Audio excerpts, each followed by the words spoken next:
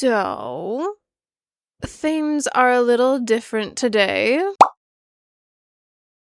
For those of you who are not new here, welcome back, and for those of you who are, welcome. My name is Van, and what was supposed to be a book reviewing channel wound up becoming completely derailed when Byler consumed my life. But that is not what we are talking about today. We have something a little more current instead to discuss. Something that has recently been the talk of the town at your local cinema. And that is all the drama that has been surrounding the Amazing Digital Circus finale, which, as you may have guessed, has managed to land itself in cinemas in an attempt to be a progressive move for indie animation in general to be taken more seriously. For those of you who are not familiar, The Amazing Digital Circus is an indie animated TV show about a group of real humans who are trapped inside a digital landscape that is run by a creative AI by the name of Kane. Anyone who is familiar with Sword Art Online, it's like that, but with AI. And they also can't die. Well,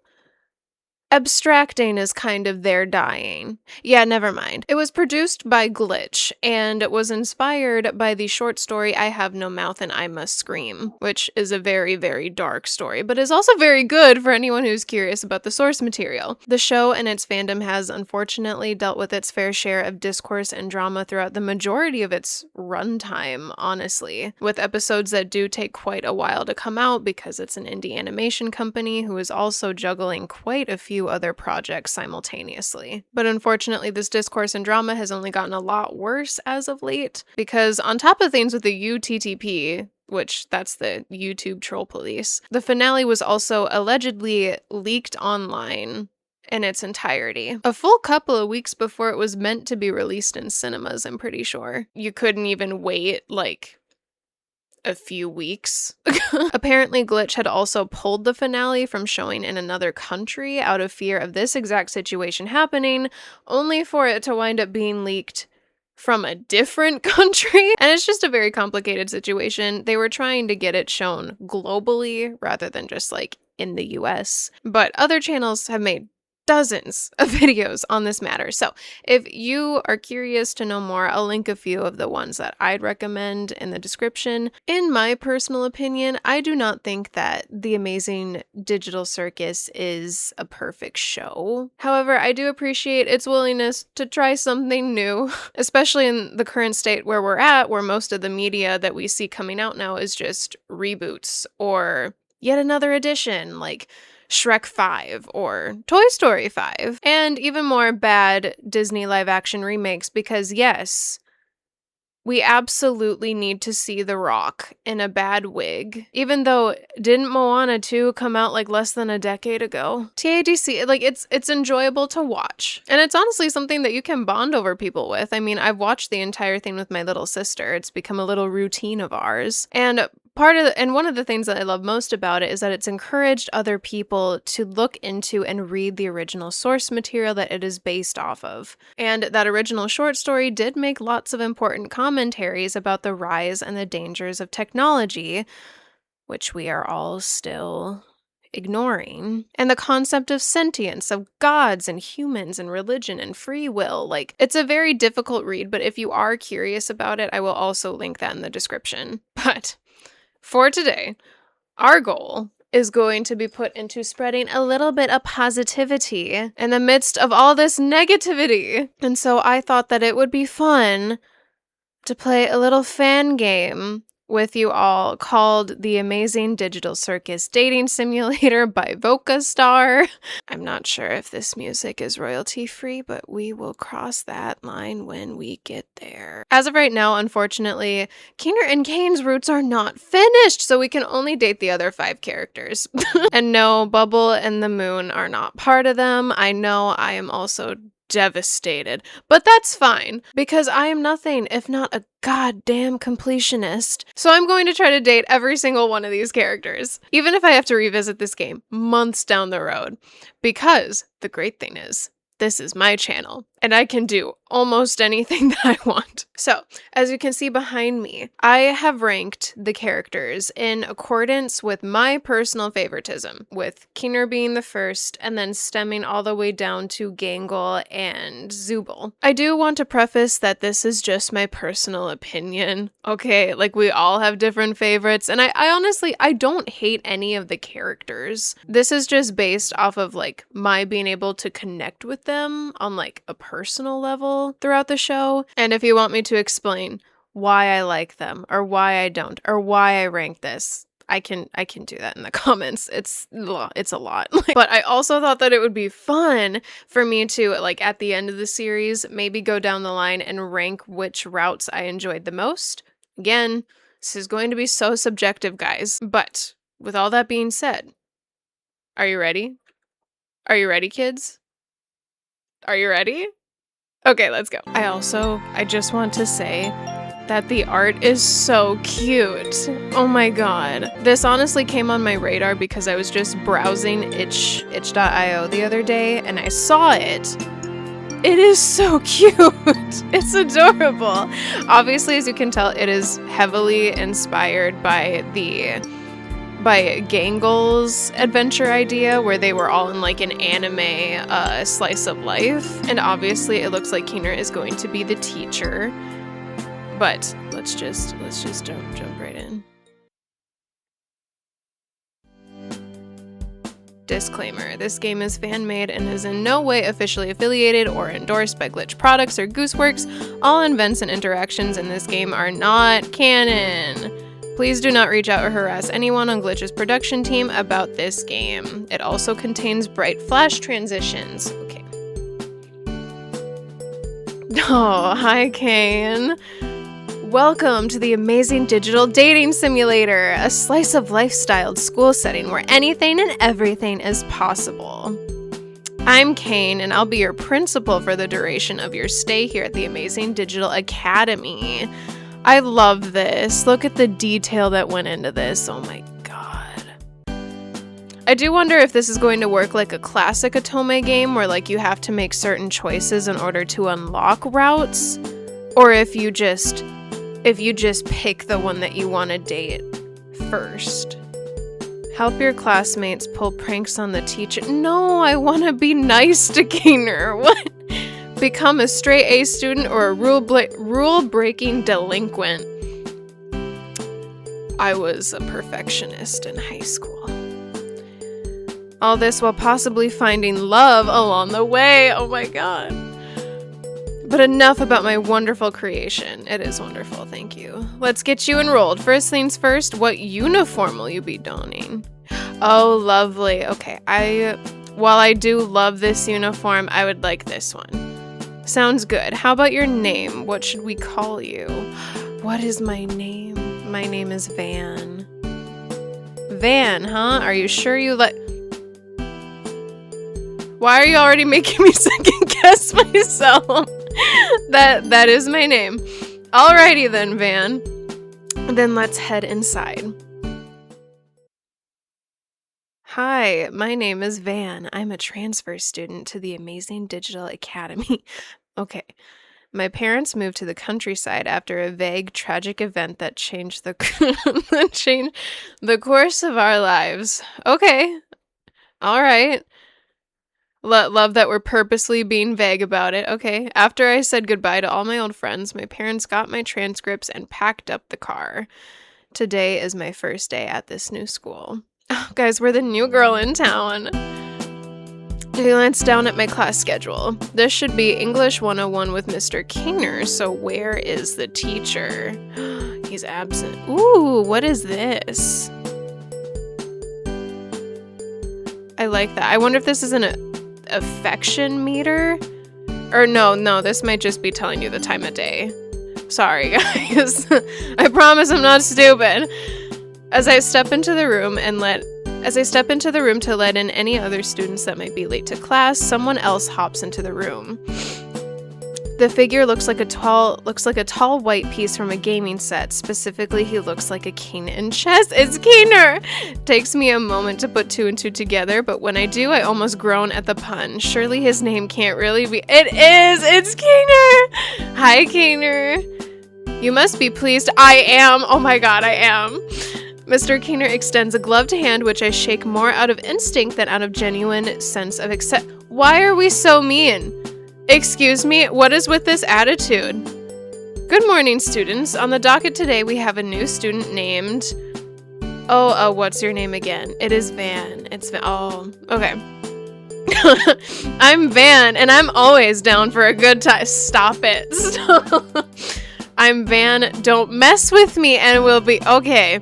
Hey, everyone. I'm Van. I look forward to learning with you all, and I hope we can be friends. This is a lot for just an introduction. It's very cringe, but okay, we'll do that one. So it seems more aligned with me personally. Rightio, go on and take any open seat, Van. Most of our students don't, but that's good to know. One of the other students, a purple rabbit, seems to grin at this. I take a moment to think of who to sit by. Oh god, okay. I sit down in the teacher's chair. Can I do that one? I sit down with a mischievous-looking purple rabbit. I sit down next to the cheery-looking rag doll. Mismatched figure with a bored look on their face. Shy-looking girl with a comedy mask and ribbon. Okay, so I get to pick who I sit by. Oh, shit, I didn't, Let's sit by Zooble. I'm assuming that this is Zooble, right? Oh, wait, no. No, this is Zooble. I'm so sorry. This is Zooble. This is Pomni. Okay. What? Okay. We're gonna sit next to Zooble, because I'd like to go from my least favorite characters up to my most favorite characters. Plus, I just really like Zooble. Hi, Zooble! I sit down next to the interesting-looking student with mismatched limbs. They look so pretty. Sigh. I'm not going to bother asking you your name or backstory if that's what Kane wants. You don't need to. I'm sorry. You heard what I said. After a week, Kane is going to get bored of all this and he won't even be here anymore. Okay. Did I do something to offend them? Why do you think I'm going to be gone in just a week? Because that's just how things work around here. Kane comes up with some new... Okay, so it is loosely following the plot of the show. Kane comes up with some new student or adventure. Everyone gets excited to know them. Then Kane gets bored or they move away. Honestly, I don't even know why I'm telling you all of this. Nothing they say makes any sense. But I'm still offended at being treated like some sort of side act in a circus. Yeah, well, we kind of are, so... Well, I didn't ask to be here. I did ask to be here. I wanted to be here. I'm so happy to be here. All I remember is something happened at my old school and my parents had to move out to the countryside. Wow, what a great backstory. I huff. That's the only reason I'm here right now. Zooble glares back at me, but before we can start to argue, the girl in the colorful hat comes over to... Is this an enemies to lovers plot? Oh my god. Hey guys, what's going on over here? Pomni's so cute. She says, looking at us. Well, I point to Zooble. Just keep saying I'm going to disappear in a week when Principal King gets bored of me. I'm such a snitch, God. Well, that's no good. She waves her hands, trying to diffuse the situation. You know how Kane gets when we don't play along, Zooble. How Kane feels about things isn't my problem. Oh boy. To illustrate their point, they kick their feet up on the desk in front of them. Carefree, okay. Pomni just shakes her head before extending a hand for me to shake. Well, anyways, welcome to our class, Van. You're so polite. Sorry about Zooble. They just don't really like new people or Kane. Fair enough. Okay. I nod. I can see that. Well, if you want, you can come sit next to me instead. Is this an option to switch rows? I'm sure Keener won't mind. I cast a glance at Zooble, who is still ignoring me. Zooble! Pay attention to me! The invitation is tempting. Okay, I don't really care where I sit. I think I'll stick it out with Zooble. Sure, I'll sit now. Okay. Let's stick with Zooble. We're gonna see if we can get Zooble's route first. I think I'll stick it out with Zooble. Suit yourself. Don't think this makes us friends or anything. You're so mean. Oh my god. I guess not, but I find myself oddly unbothered by Zooble's cool demeanor. That's fair. I shrug. I'm sure you have a reason for feeling the way you do. That oddly seems to pierce their cool exterior. Are you not used to kindness and understanding? Well, yeah, I do. Aw, I feel like you just really dislike Principal Kane. Well, yeah, dislike is an understatement. We'd say hate, yes. They pause. He just keeps trying to come up with new things and acts like we should be falling over ourselves.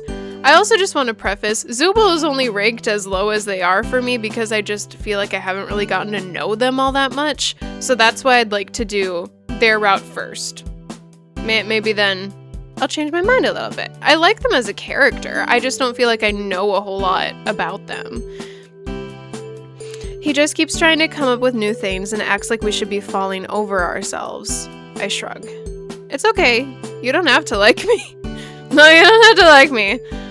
Well, it's not that— oh my god! Tsundere, really? It's not that I don't like you, okay.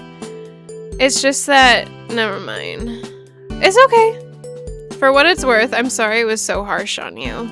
Listen, to make it up to you, I usually eat lunch with Gangle in the courtyard. You can tag along if you want, instead of sitting alone. Is Gangle your girlfriend?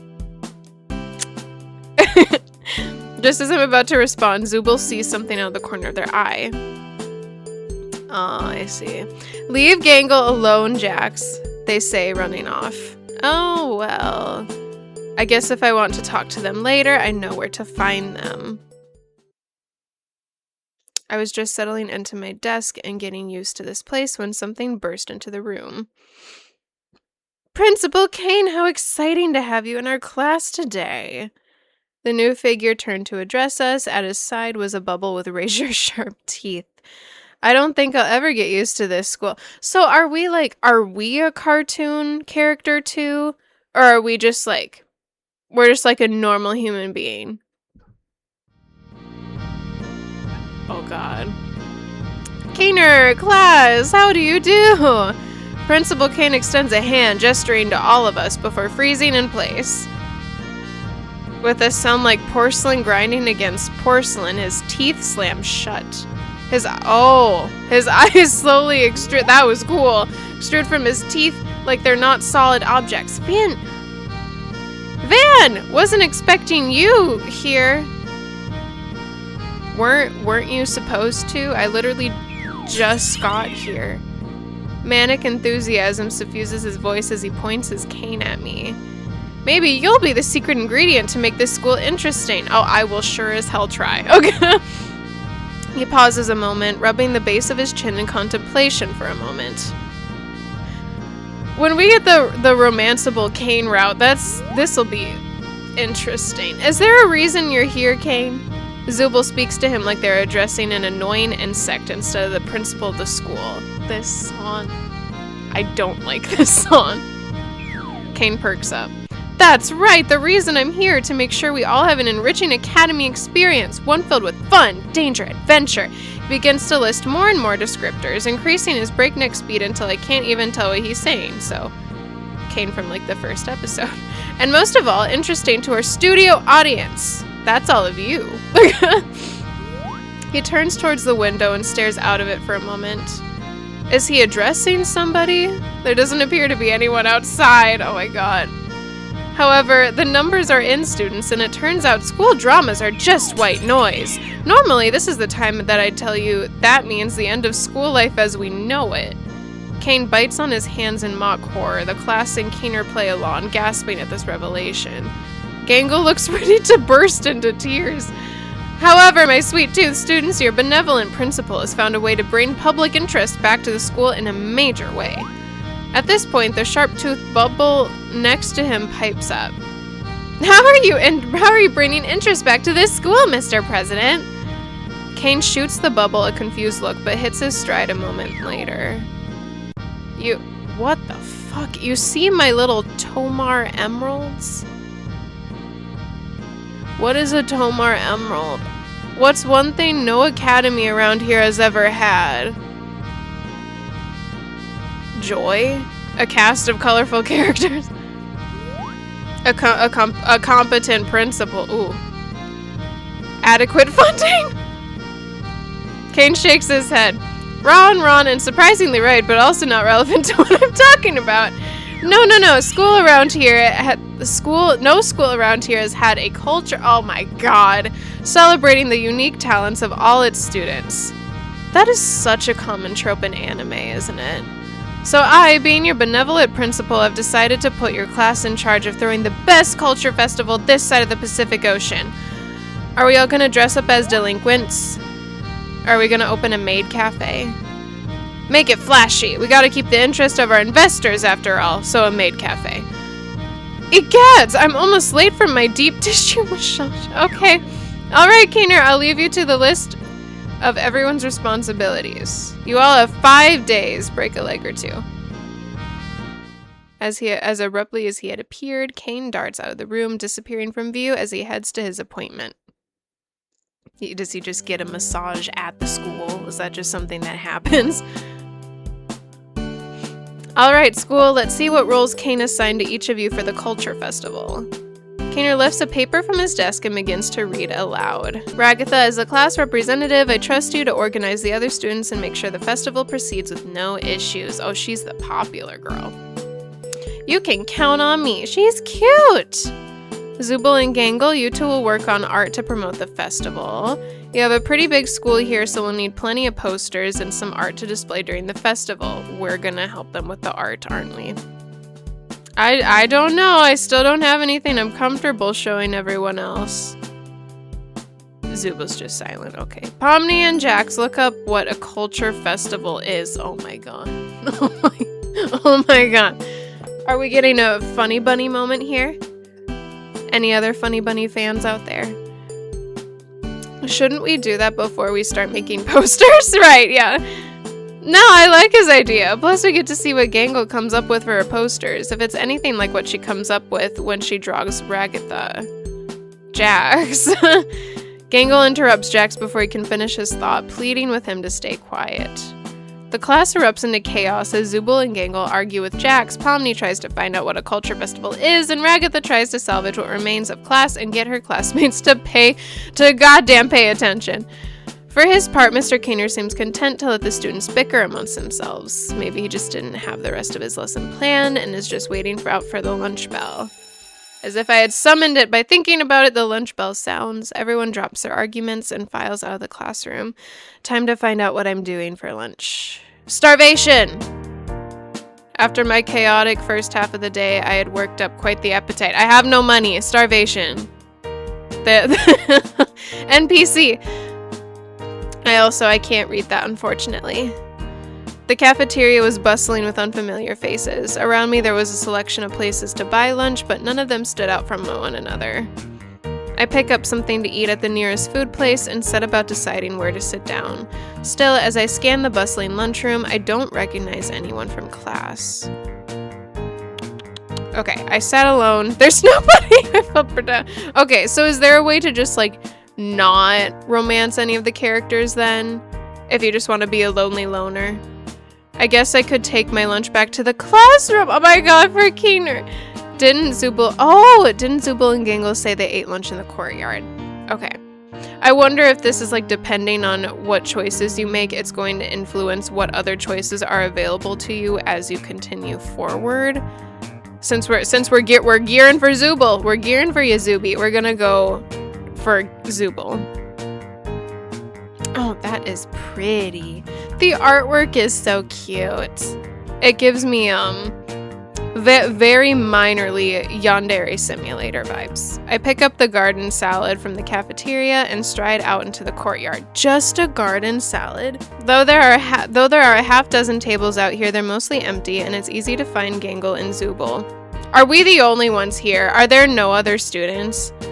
Gangle gives me a big wave with one of her ribbon arms, her comedy mask showing an expression of cautious excitement. Zooble lifts up their claw hand in a friendly wave as well. Hey guys, thanks for the invite. No problem. Did they coordinate that? Either that or they've just been friends for a long time, the second one. So Van, how are you liking our school so far? There's like no one else here. Oh, it's pretty different from my old school. Yeah, what was that like? I start, Zooble and Gangle waiting on my next words. Yes, me too. But I think I'm starting to like it here. God damn it, okay. Gangle smiles, pushing the tips of her ribbon hands together with a gentle blush. I love how we have barely any backstory. We have the mysterious past and that's it. I like it here too. I'm really excited for the culture festival. We pass the time in relative silence as we eat our lunches. Not the awkward silence. Zooble is the first to break it, pointing at my meal. Are you a vegan or something? Oh, this? I gestured to my salad. Not really, I just grabbed something that looked good before heading out to meet you guys. I don't like salad. I mean, it's fine. I don't like tomatoes. I like Caesar salad, that's about it. I think it looks good. Zooble shrugs. Zooble's so judgmental. I like to bring food I cook myself. I can't stand what Kane stocks the cafeteria with. You really don't like him. Gangle has a gentle smile on her face as she pokes a bit of shrimp tempura with a chopstick. She is full anime girl. How she manages to use chopsticks when both of her hands are the tips of red ribbons is honestly fair. I don't think it's all bad. There's a lot of traditional Japanese foods in the cafeteria. I never got to eat sushi when I was in high school before. No, girl, me either. We just got mac and cheese soup and then cardboard pizza for a la carte. They go back and forth like this for a bit while I stab at the remnants of my salad. A hush falls over our table for a moment, then, so Zooble, are you going to help me get art done for the culture festival after lunch? Zooble looks at Gangle pointedly. Honestly, I'm tired of talking about the culture festival. It's just another one of Kane's stupid plans to make us all come together and make him feel good about himself. Okay. I mean, come on, Gangle. He's having Pomni look up what a culture festival is. Yeah, he's an AI. Can he not just, can he do that himself? He doesn't care about the culture festival at all. It's just something to make us all busy. I don't see why I should put in any more effort than Kane is, you know. There's a faint tinkle. What? I don't like that word. Oh my god. Like something delicate fracturing and Gangle's smile falters. Oh, you're gonna make her cry. The music stopped. Gangle, oh god. Zooble! Gangle's lip starts quivering, tears welling up at the sight of her mask. Zooble!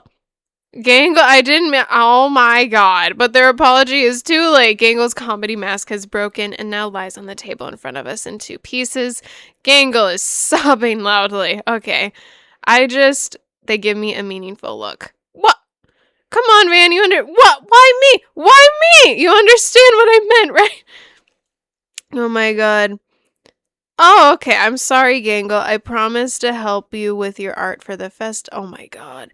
Gangle, Zooble is just annoyed at being pulled around by Kane all the time. They didn't mean to hurt your feelings.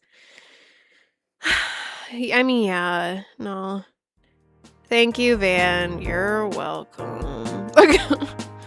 Zooble sighs exhausted, but clearly regretting that they upset Gangle. Seriously, Gangle, I promise I wasn't trying to hurt your feelings. You made her cry.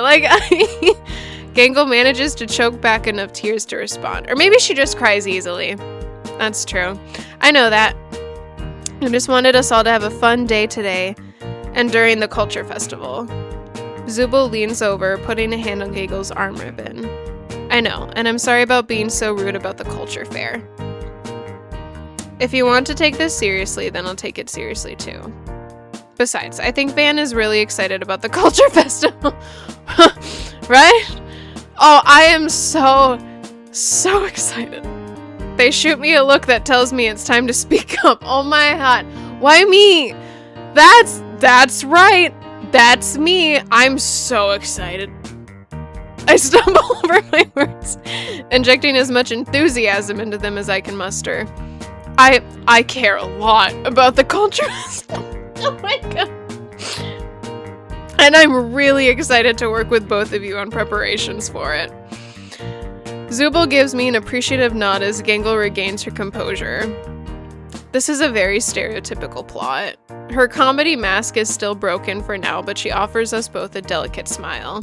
Thanks, you guys. Can we spend the rest of the day in the art studio working on posters? But don't we have other classes? Yeah, I have some afternoon class. Zooble wraps their pincer-like hand around my forearm. You're coming, what? Why? Why me? Why me? I sure am. I sure am, Zooby. Let's go. Oh my god. I let Zooble lead me to the art studio as Gangle starts to smile again, giddy at the prospect of spending a whole afternoon doing art for the culture festival. Ooh, oh my god. Zooble was here. You know, this gives me flashbacks to when I was a graphic design student. We used to have to use these gigantic easels too. I used to hate it because I don't like standing when I draw. Gangle pulls open a closet at the back of the art studio, pulling out stacks of paper before handing several pieces to me and Zooble, along with some boxes of colored pencils. I love colored pencils.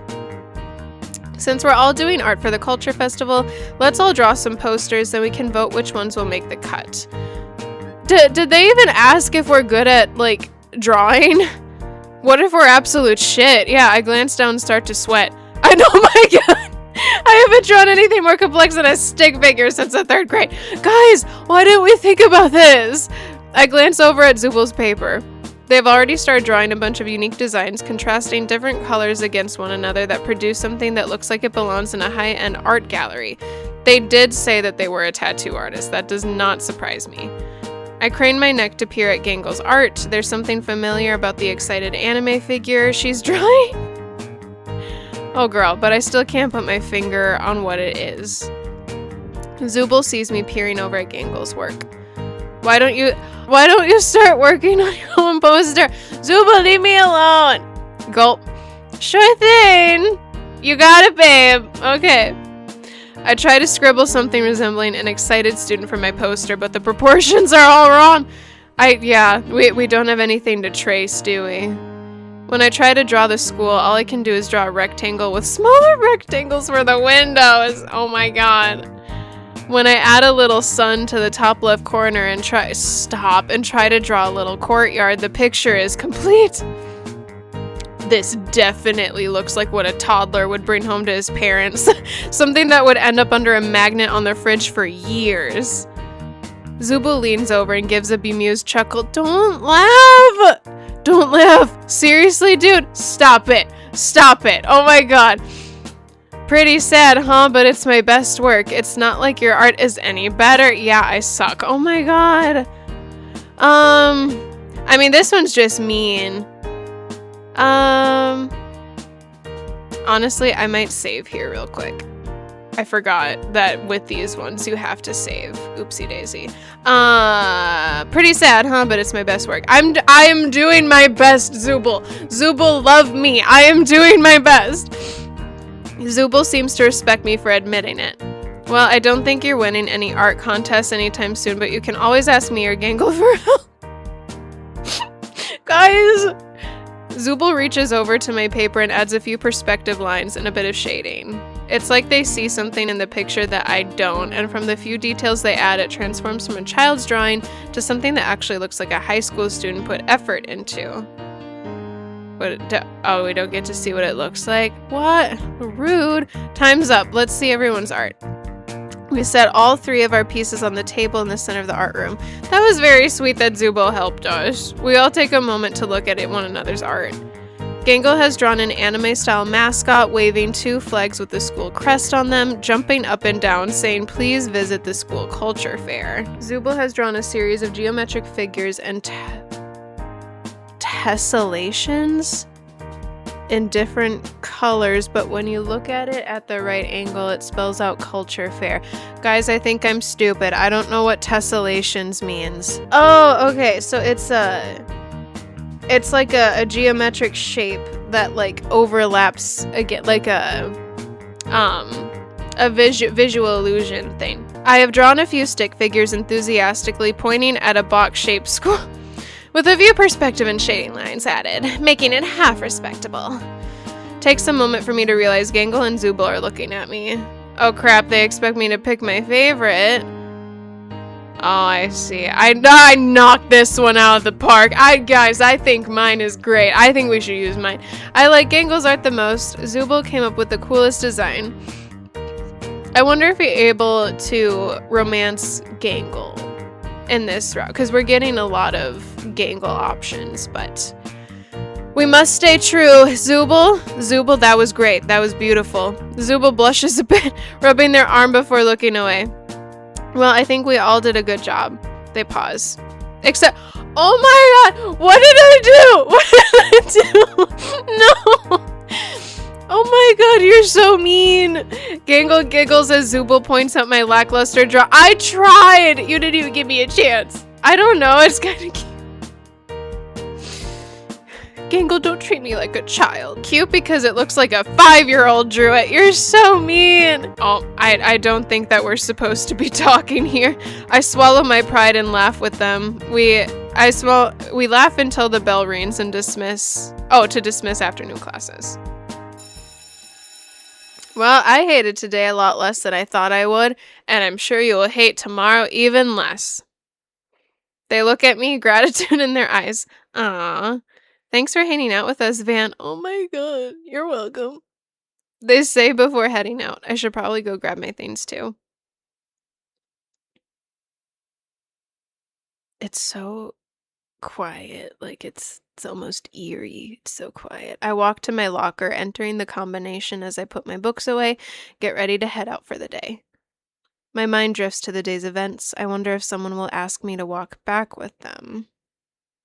As I gather my things, a familiar figure walks up to me. Zooble? Hello? Oh, hey, Van, you still here? Who else would it be? I nod, clutching my books. Well, since you're still here, want to walk back with me? Aww. Okay. Yeah, Zooble, that sounds nice. Cool. Their voice is completely nonplussed, but I can tell they're happy I said yes. That's actually really cute. That's cute. Zooble and I make our way out the front doors of the school. I walk to the curb, trying to find a comfortable seat on the sidewalk as I wait for my parents to come pick me up. What are you doing? They give me a weird look. Waiting for my parents to pick me up. What? Do we not walk home? Yeah, Zooble seems only more confused by my answer. Van, how old are you? Oh god. I'm 23. How old are you? I laugh. That's a weird question to ask. I begin to count. You're fucking kidding. You must be joking. You're joshing. You must be joking. I begin to count on my fingers, only to realize I somehow forgot how old I am. Are we an NPC? How did I forget how old I am? I don't even know what school year we're supposed to be in, so I don't fucking know how old I'm supposed to be. It's not important. How old are you? Zooble raises an eye at my response, but lets it slide. Why would you let that slide? No! Ask me again. How fucking old am I? How old are you, Digital Van? I'm 22. Oh, I'm a year older than you. Okay. I'm completely bamboozled by Zooble's response. What? I am completely bamboozled by Zooble's respoozle.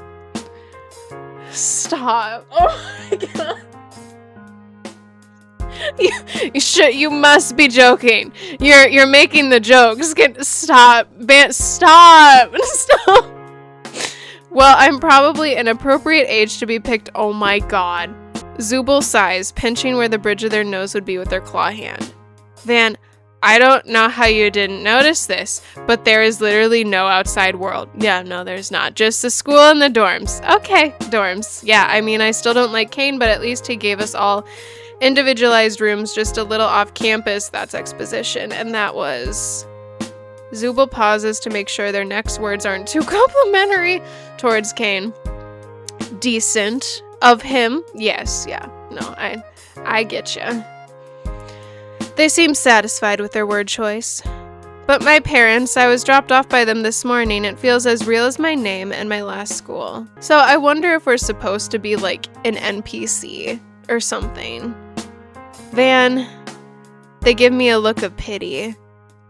Seriously, try to remember any concrete details about your life outside of this school. There's nothing. There's nothing, is there?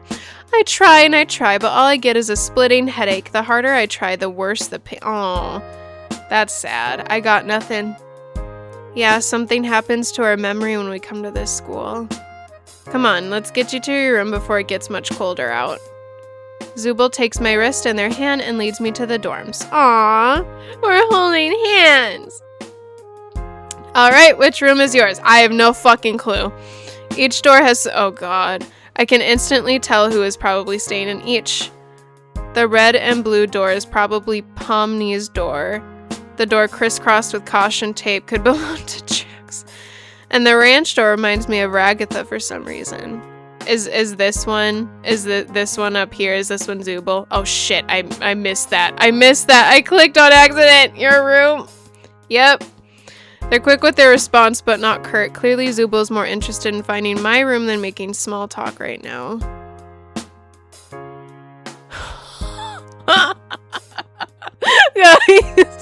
Guys, everything about us is so plain. Oh my god. We are legit Wonder Bread. Unlike all the other fancy doors, mine turns out to be a plain oak door. We know it's mine. We know it's mine. Thanks to the brass nameplate with my name on it. It says Van. Van right there. Right there. Okay. Well, you want to check it out? No, not really. Yeah, let's see what Kane cooked up for me. Pop open the door, looking inside expectantly. I'm calling it now. It's going to be the most bland hotel room. We have no personality. Oh my god. If I had to describe this room in one word, it would be inoffensive or boring. My god. All the walls are painted a plain shade of white. My mattress is gray with a thick duvet embroidered with the school emblem folded on top. 2 pillows also sit on my bed. Guys, my room looks like a Crayola box threw up in it. Okay. At the desk sits a pile of paper, a set of blue and black pens, a handful of sharpened pencils, and a computer that looks like it was plucked out of an office in the 80s. That's a reference to the show. This whole thing is a reference to the show. I don't think it counts. It's boring. It's very, very plain. We're a very plain Jane, didn't you know? Zooble pauses to find appropriate words. Roomy? Thank you, Zooble, for trying not to hurt my very boring feelings. I turned to them for a moment before bursting into laughter. You can say that again. I can't hide my grin at Zooble actually trying to be nice. At least they're trying. It's the emptiest room I've ever seen in my life. It's literally so boring, it's funny. Yeah. Zooble starts chuckling too. Yeah, I don't know what you did to piss off Kane. I can swear. But he must have decided to give you the most boring room he could think up. We laugh at the sheer hilarity of my unfortunate room for a few minutes. Probably shouldn't swear, but... Well, the room sucks, but if you give me a few minutes, I'll whip something up to make it less plain. What does that mean? Sounds like a plan. I guess I'll unpack my backpack and see if I can rearrange things to give the room some more personality. Good luck. Zooble snorts as they leave my room. They have no faith in us whatsoever. I close the door. There isn't much to work with, but I manage to arrange the pens in a neat little pyramid and start trying to sketch something to put on the wall. Girl. A few minutes later, someone slides a paper under my door. I pick it up. Is it a love letter? Ooh! Oh, that's actually really cool. It's a self-portrait, I see. Is that charcoal? In a neo-cubist style, incorporating various geometric shapes to make an interesting background for their self-portrait. I search around in my desk and manage to find a thumbtack. I pin Zooble's drawing to my wall and remind myself to thank them for the art next time we talk. That's so sweet. Spending the day with Zooble was actually really nice despite our rocky start. I was gonna say they could have like drawn us, but no, they couldn't have because we're just an NPC. So it probably would have just been like a shape and then like YN on our face. Ugh, there's cat hair everywhere. I hope I can spend more time with them in the future. I lay down on my bed, defeated by the day. It doesn't take me long to drift to sleep.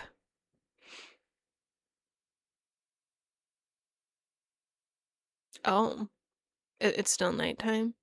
Doesn't feel like I was sleeping long when the lights in my room flash on, as if overridden by some remote console. Oh god. The room to my door flies open as confetti sprays from the fire sprinkler. Doesn't that violate some sort of building safety regulation? Hello, my darling oh god, toy box characters. Principal Kane announces from what sounds like the hallway. Oh well, time to investigate. Oh god. Kane, what the fuck are you trying to pull this late at night? Ha ha ha, zooble. His laugh is fast, forced, and manic, as if he's used to this treatment, but none too pleased by it. Yeah. You're lucky I even let you get sleep. Okay, rude. Also, Gangle has a body pillow. Is it an anime body pillow? What you hiding? What you hiding? I can't see it. This he blurts out in a harsh monotone before recovering his cheery demeanor. I'm here because even with the culture fair pulling in new viewers, we're still not hitting the numbers that the Academy needs us to. So this is like a TV show? Like in-universe TV show, which is why I've secured us a sponsorship. He stretches out the last words, using some sort of effect to apply an ethereal reverb to his words. Without further ado, I introduce you all to... A drum roll plays from somewhere in the background. Ragatha looks a little more awake, but the rest of us are still trying to shake off sleep to understand what exactly Principal Kane is talking about. Oh god. The Wacky Watch! That was an actual thing in the show, I'm pretty sure. We see the vendors... Oh, you see, the vendors for Wacky Watch have been having trouble finding a good audience for their product. But now we have the perfect setting. Teen drama! But we're adults! I've actually... Not now, Gangle! I know this is a lot to take in. Which is why I've already taken the liberty of affixing a Wacky Watch to each of your wrists. Does it also have the weird little trumpet things? Each of us glanced down. To my shock, the watch is already on my wrist. How did it get there? Dude. If I was actually here, I would lose my goddamn mind. What in the... And don't try removing them either. They've been affixed to your wrist with a very special adhesive. And if you do try to remove them, let's just say they'll be taking a little piece of you with them. Is it gonna amputate me, Kane? Is it gonna amputate my hand? Yeah? I can hear Gangle beginning to whine as panic sets in. Pomni tugs at her Wacky Watch, but no matter how hard she tugs, the wristwatch stays affixed, her glove stretching like a rubber band as she pulls at the watch. Ragatha just looks down with a resigned sigh. Oh my god. Kane, I can't remove the arm with the Wacky Watch. What the... Principal Kane ignores our complaints as he continues his monologue. Is Jax even here? Jax isn't here. He's just... Okay, you see my little turtle doves? In order to secure the funding, we need to make it to day 5 in the culture fair. I need you to wear the Wacky Watch at all times. Okay, so this is a 5-day thing.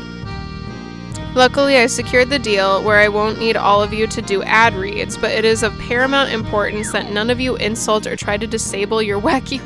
I can't insult the watch. Good luck with school life. Can't wait to see what you do at the culture fair. Bye! He stretches out the last syllable as his body folds in on himself an infinite number of times, disappearing from sight. Bill Cipher? Well, I know it isn't ideal, but at least we can all talk to each other now. Should make communicating about the culture fair easier. With the sound of breaking glass, Gangle's comedy mask shatters and falls from her face. Tears well up in her eyes. I don't want a wacky watch! I don't want one either, girl! Seeing this situation unfolding before her, Pomni pipes up. Well, I think it could be useful. And look, Gangle, there's even a picture chat function where you can send people things you draw. Pomni goes over to Gangle, lifting her wrist and pointing out the picture chat feature. She's sweet. That is kind of nice. Gangle sniffles. Yeah, that's the right spirit, Pomni. Now let's all get some sleep before we start classes again tomorrow. Jesus, okay. I hear a muffled shout from Jax's door. Did he get his watch? Why is there a watch stuck to my arm? My God. I decide to hide in my room before Jax looks for someone to take out his frustration on. Oh, my plain Jane room. I flick my dorm light off as I close my door. I check my wacky watch. I got a text from Zooble. Looks like they haven't updated their profile picture. You can text people on this? I hate this thing. Oh my God. Hi, Zuby. I know, I hate it too, but at least... Oh, it's a little cut off. At least we can talk without being in the same room. Yeah. Not the one-worded answers. Zooble. That is... Okay, that is nice. I guess. You are so tsundere, aren't you? Still, though, it's pretty late. Want to text more tomorrow? Yeah. Aww. I almost pull my covers up, but my wacky watch lights up with a few more texts. And thanks for everything today. Babe, what did I do? Oh, maybe I should, like, wait and, like, for sitting with me and humoring me, and for helping me smooth things over with Gangle, and for being cool when we made fun of your art. You seem like a really cool person, and I hope you keep spending time with the art club, even if you can't drop... Oh my God. Why is that actually kind of sweet? Okay. It appears that whatever censor Kane has applied to the school also works on our wacky watches. Oh well. I send Zooble a laughing, crying emoji before pulling up the covers and... What the fuck? We didn't even answer properly? Bro, I don't like YN. I don't like Digital Van. What the hell? As I get to sleep in my bland and empty room, my thoughts drift to Zooble. Our relationship was off to a rocky start, but I'm glad I stuck with them. I really hope we can spend more time together tomorrow. Oh, God. Oh, okay, day 1 complete. Yay, guys, we survived! Is this like Five Nights at Freddy's? I yawn as I awake in my room. The clock on my wacky watch says it's morning, but the only way I can tell is from the sliver of sunlight peeking from under my door. I slide my school-issued pajamas off and look in the closet. It's just the same. It's just the same thing. Okay. Is there a heart over his name on Kane? Are you kidding? A series of perfectly pressed school uniforms are there with a little tag on the sleeve of the nearest one. I take a closer look. He did! He drew a little heart on it! Oh my God! It looks like Kane left me a note. Is it a love letter? Hi Van, this is Principal Kane. As part of your stay at our lovely academy, you have been provided a set of uniforms free of charge. That's so kind of you. The price of your dorm is also included in your tuition payment. How much am I paying for this?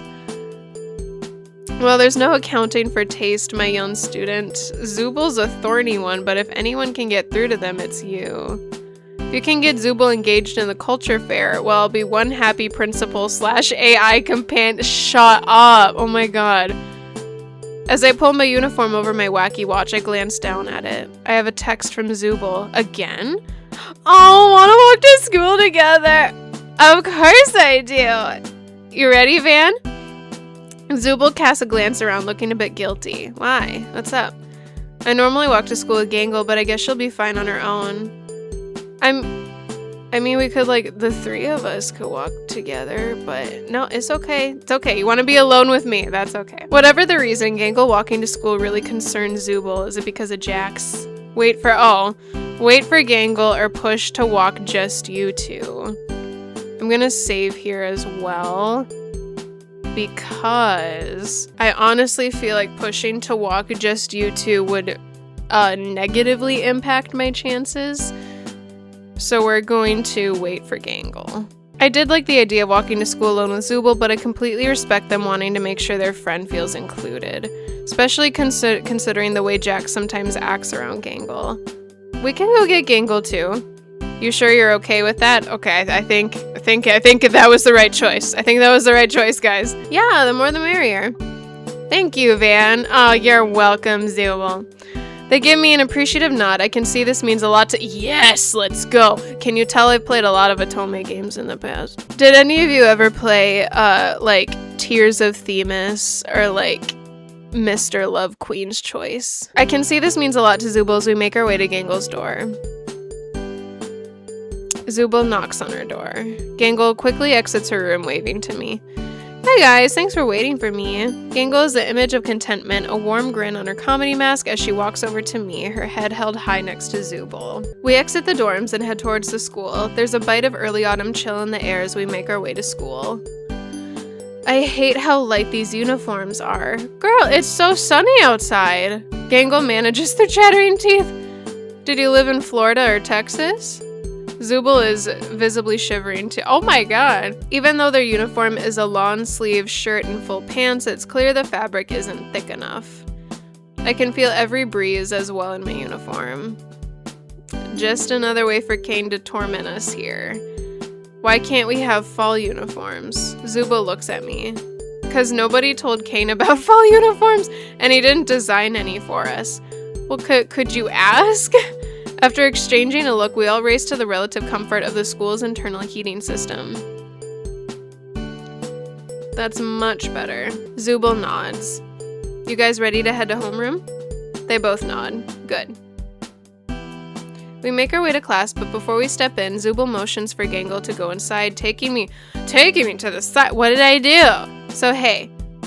I really appreciate you letting me bring Gangle along on our walk. I know you probably didn't plan for that, and I only texted you about me, but it means a lot to me that you value my friends too. Oh my god. Zooby is fine. Okay, it's okay. It's fine. I don't mind Gangle. I nod. What kind of a person would I be if I tried to control who you walk to school with? Still, it really does mean a lot to me. You're really cool, Van. Thank you. Oh, they think I'm cool, guys. I feel my cheeks heat up with the compliment. Thank you. We should head in, right? Okay. I scratch my neck awkwardly. Zooble nods in agreement. I take my seat between Gangle and Zooble. Time to spend another day with the art group in this crazy school. I join Zooble and Gangle to get some much needed work done in the art room. This time Zooble is sitting right next to me. Their eyes are glued to the page as I attempt art. Wait, they're glued to their page or my page? They watching me struggle? I start with a few lines and try just drawing shapes. How is that? Oh my god, quit judging me! How is that going to help with the art festival? There's a mix of annoyance and curiosity in their voice as they lean over my shoulder. Zooble gives off this sort of... I don't know how to fully describe it. I guess I would call it a warm aura. Just being around Zooble makes me feel a little happier and safer. No wonder Gangle orbits them like a moon. I try spicing up my drawing a few thick lines connecting the various shapes. So it is abstract, yeah. Yeah. It's, what the heck? Why are you drawing me? Oh my god. I glanced down. Oh shit. Oh no. As my pen idly drifted across the page, drawing a triangle, a couple of circles, a potato. Zooble's not a potato, a spindly leg and a boot. I ended up drawing a half-competent portrait of the person sitting next to me. I'm so sorry. I let my mind wander. You see it right there? I accidentally wrote Mrs. Zooble. I'm so sorry. And the first thing I thought of was you. We both blush as we make eye contact. It's like some kind of staring contest. Our faces inches apart, the air between us electric with some unspoken tension. What the fuck? I break first, turning away. Oh god, it's not bad, and I sort of like it. I'm sure yours was a lot better. Oh really? Zooble reaches a hand over and picks up my drawing before sliding it. What? Hey, what if I wanted that? Into their backpack. Yeah, but I'm not part of the culture festival. Oh, but you're keeping it. Yeah, so I'm taking this so Gangle doesn't think you're not working on that. Nah, you little liar. You little liar. Oh my god. You know, it would hurt her feelings if you weren't focused. Babe, I am focused. I am so focused. I care so much. As excuses go, it's weak, but I'm not bold enough to brave the awkwardness of confronting them on the obvious lie. Instead, I keep drawing. No matter how much art I try or how much I improve, I can't stop thinking of Zooble. Oh my god. Guys, we have a crush. I think we have a crush. When I draw them intentionally, it never comes out quite right. But when I don't try, when I just let my mind drift, and I think about Zooble, I can make a few half-decent drawings of them. Even as I work on my Zooble portraits, I make sure to draw the occasional art in support of the culture fair. Babe, we are obsessed. Mostly big bubble letters saying culture fair. Or drawings of stick figures talking about how excited they are for the culture fair. To one of my drawings of Zooble, adding a sign in their hand that says, "Go to the culture, babe." Oh my god. I finish my art stealing glances at Zooble. They steal a glance at me every once in a while too. Whenever our gazes accidentally meet, Zooble rolls their eyes and points back to my art. Dude, can you please pay attention? I don't think it's much of a stretch to say neither of us are really focusing on the art right now. Zooble, pay attention! I'm such a goddamn hypocrite. The bell to dismiss class rings and Gangle stands up from her corner of the room. Okay guys, let's all show a few pieces of art we're really proud of and we can see which ones we want to hang up for the culture fair. I rifle around in my art, realizing I used a lot more paper doing different portraits of Zooble than I meant to. Oh my god. I picked the art of Zooble holding up a sign saying join us for the culture fair and a few silly stick figure comics I drew about the importance of participating in school activities. Oh god. Gangle is first to present her art, an assortment of cute anime characters excited for the culture fair. Zooble takes a second slot. Their art is a series of different styles. Their impressionist and neo-cubist work is really cool. There's one with thick ink lines reading join us for the culture festival with dark flowers surrounding the lettering. See, babe, like, can we try? Digital Van, can we try? Is that possible? Can we attempt? That one is my favorite by far. I stand up in front of Gangle and Zooble for my turn, my throat dry as I try to present my stick figure comics about the culture fair. Ugh! Gangle wears a smile of delicate enthusiasm. No, that does not look like enthusiasm. Does that look like enthusiasm to you? As she tries to come up with something positive to say. Zooble doesn't even try, alternating between laughing and pinching where their nose would be in mock annoyance. Van, you should really apply your... I interrupt them by revealing my portrait of Zooble holding a sign. They're both stunned for a moment. That is a lot better than your other art. Thank you. Thank you. Okay. Thank you so much. Gangle applauds my achievement. Zooble blushes and averts their gaze. I had lots of practice, Zooby. Yeah, it's not good enough to put up, but it beats your stick figures, I guess. I agree. Oh my god. No, Zooble. This is totally good enough. Before either of us can stop her, Gangle snatches the drawing from my hands, pinning it to the board in the art room. Van, it's clear to me that you've been holding out on us. I really haven't. I have not. Tomorrow I want to see at least 6 more this good. Gangle gives me a serious look. Yes, ma'am. Oh my god. I nod with a gulp. Gangle then pauses and gives us both a look. Oh, Zooble, I almost forgot. Ragatha wants to walk with me today and talk about the art for the culture fair. I can't join you today for a walk home, but maybe Van can. Oh my god, are they playing matchmaker? Is that okay with you, Zooble? Yeah, sure. Is there an undertone of excitement in Zooble's voice? You like me, admit it. Zooble walks me home. Even though we've only spent a couple of days together, conversation comes with surprising ease. We begin to catch up on our lives outside of the school. I thought there wasn't life outside of school. What is there to talk about? We could talk about how my favorite color is pink. So Zooble, how did you get so good at art? I used to be a tattoo artist before I came here. Wow, really? Yeah, that's actually where my interest in art came from. Sometimes when I hang out with Gangle in the art club, I just sort of channel my time as a tattoo artist or draw something I remember doing for a client. Oh. You know, I always wanted to get a tattoo. No, me too! Oh my god! I have like no pain tolerance though. Really?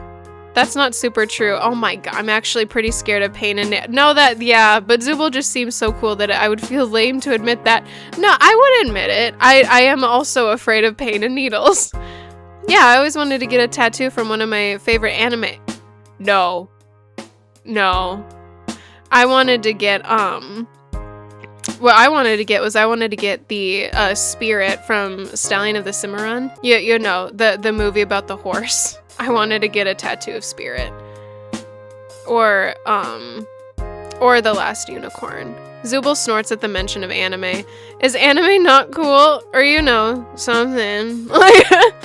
Zooble notices the change in my demeanor. No, I can do a tattoo from an anime. You're sweet. I just laughed because you sounded so excited talking about getting an anime tattoo that you reminded me of Gangle. Girl, how could you tell? How could you tell? That explains her manga-like art style. She's cooler than I thought. Yes, watching anime is cool. Come on, guys. I don't have a tattoo gun here, though. Tell me your favorite anime down below. If I had to pick one... I mean, right now I'm watching The Duke of Death and His Maid. I do really like that one. The art style is beautiful. I also really liked Bungo Stray Dogs, which is so predictable because I'm an author. I don't have a tattoo gun here, though. Oh, that's too bad. I breathe a sigh of relief. No! I could still do a tattoo, though. Sort of. Like with marker. Girl, do we only have like 2 brain cells? How can you do a tattoo without a tattoo gun? How do you think, Sherlock?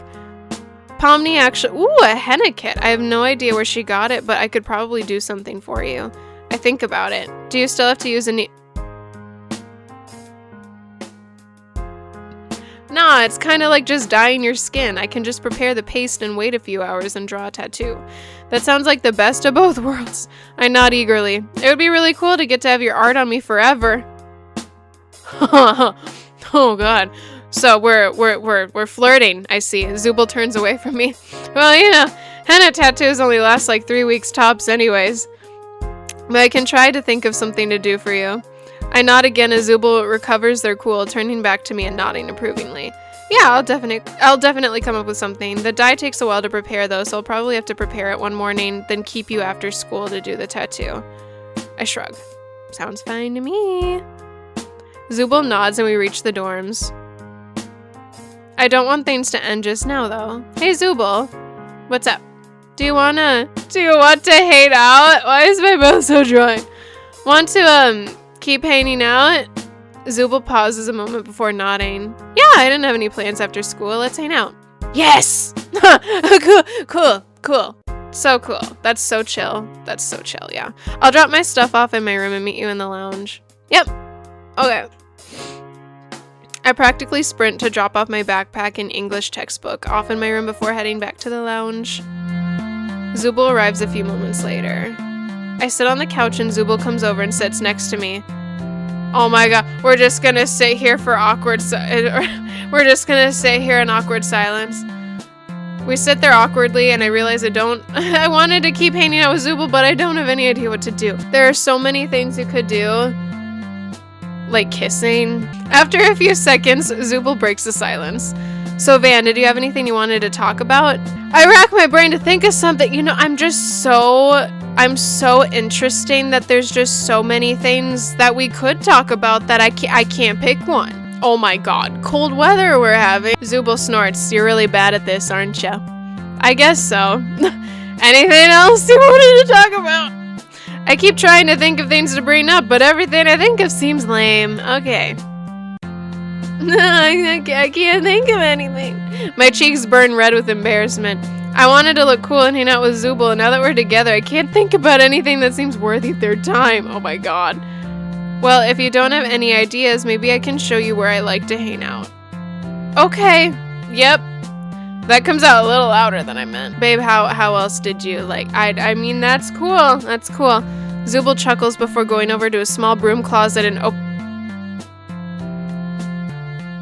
the closet? Are we going in the closet? I tilt my head in confusion. Maybe the new cool trend is hanging out in the broom closets? I almost question them when they kneel down and push. Oh, okay. Okay. See, and here I'm being like, is this a metaphor for something? And push a false door out from behind some cleaning supplies. They lead me down a cramped spiral staircase that goes underneath the lounge. Oh. Okay. So the spiral staircase leads down to a room with antique furniture, a countertop, and an assortment of liquors. Is this, welcome to the speakeasy. Antique lighting fixtures hang from the ceiling. In the back corner, there's even a pool table and a dart. I love darts! I opt to take a seat at the counter. Zooble steps behind it without further ado. After I worked as a tattoo artist, I started working as a bartender. They're full of surprises. This place is so cool. I'm surprised Principal Kane lets us have a bar in the school, even though I don't like alcohol. Zooble shrugs. I don't think it's supposed to be here. Basically, only I know about this place. And now me too. Now basically, just you and me now, I guess. I feel honored to share this secret with Zooble. Thanks for showing me this place. No problem. I think Kane meant for this to be part of a different adventure, but he got confused or forgot where he placed it, so now we just have a secret bar underneath the lounge. So chill. So chill. I'm not sure what they mean by a different adventure, but I decide to not question it too much. So can you make me a drink? Can you make me a Shirley Temple? I know, it's so complicated. I can make any drink. For a second, I think of a drink my uncle used to order. It was called, oh my god, corn cob blitz, and involves some sort of yellow liquor served with a corn cob. Then I think of something better. I'll just have a cosmopolitan. That's Ragatha's order! Girl, be original, come on. In no time at all, Zooble has prepared my requested drink and set it in front of me. Here goes. I down the drink. It goes down smooth. Zooble really knows what they're doing behind that counter. So, how about you, mysterious new kid? What's your story? Apparently, I don't have one. I came from a humble apartment in the inner city. Grew up with two parents who worked full-time to support us. The alcohol and the cosmopolitan hits me all at once. They always had these big plans for me. Oh yeah? Zooble leans forward. Yep, since I was little, they always put me in extracurricular lessons and found camps for me to go to in the summer. Zooble nods. Another drink? Yeah, another Cosmo, please. Zooble mixes one up for me in record time, and I down it again. Oh god. Honestly, it got kind of exhausting. I was always either studying for school or taking lessons with tutors. Felt like they didn't even want me home sometimes. That's sad. Zooble nods sympathetically. My mom was always saying I was meant for great things, and I just had to keep trying out different things until I found out what that was. Sounds stressful. I nod. You don't know the half of it. Another drink? I know. You trying to get me drunk or something? I nod again. Keep the Cosmos coming. Zooble mixes me another one. Piano? I love the piano. I cannot play very well, but I can play a little bit. Zooble looks surprised at my confession. Yep, classically trained. What's wrong with piano? Nothing, but my parents wouldn't let up once they found out about it. Every day after school was lessons, meeting with tutors, practicing compositions. Then it was recitals, competitions. I actually enjoyed playing the piano, but they made it my whole life. Zooble shakes their head. That sounds unbearable. Sounds like it sucks the joy out of it. Exactly. You're the only one I've told about it. 3 cosmopolitans into the night, and my vision is swimming. Oh my god! Well, I'm glad you're comfortable enough to tell me. You? I hiccup. You're so cool, Zooble. I wish I was cool like you. I always feel so silly around you. What are you saying, Van? They won't quite meet my gaze. I don't know, I just always get nervous. And my mouth gets all dry.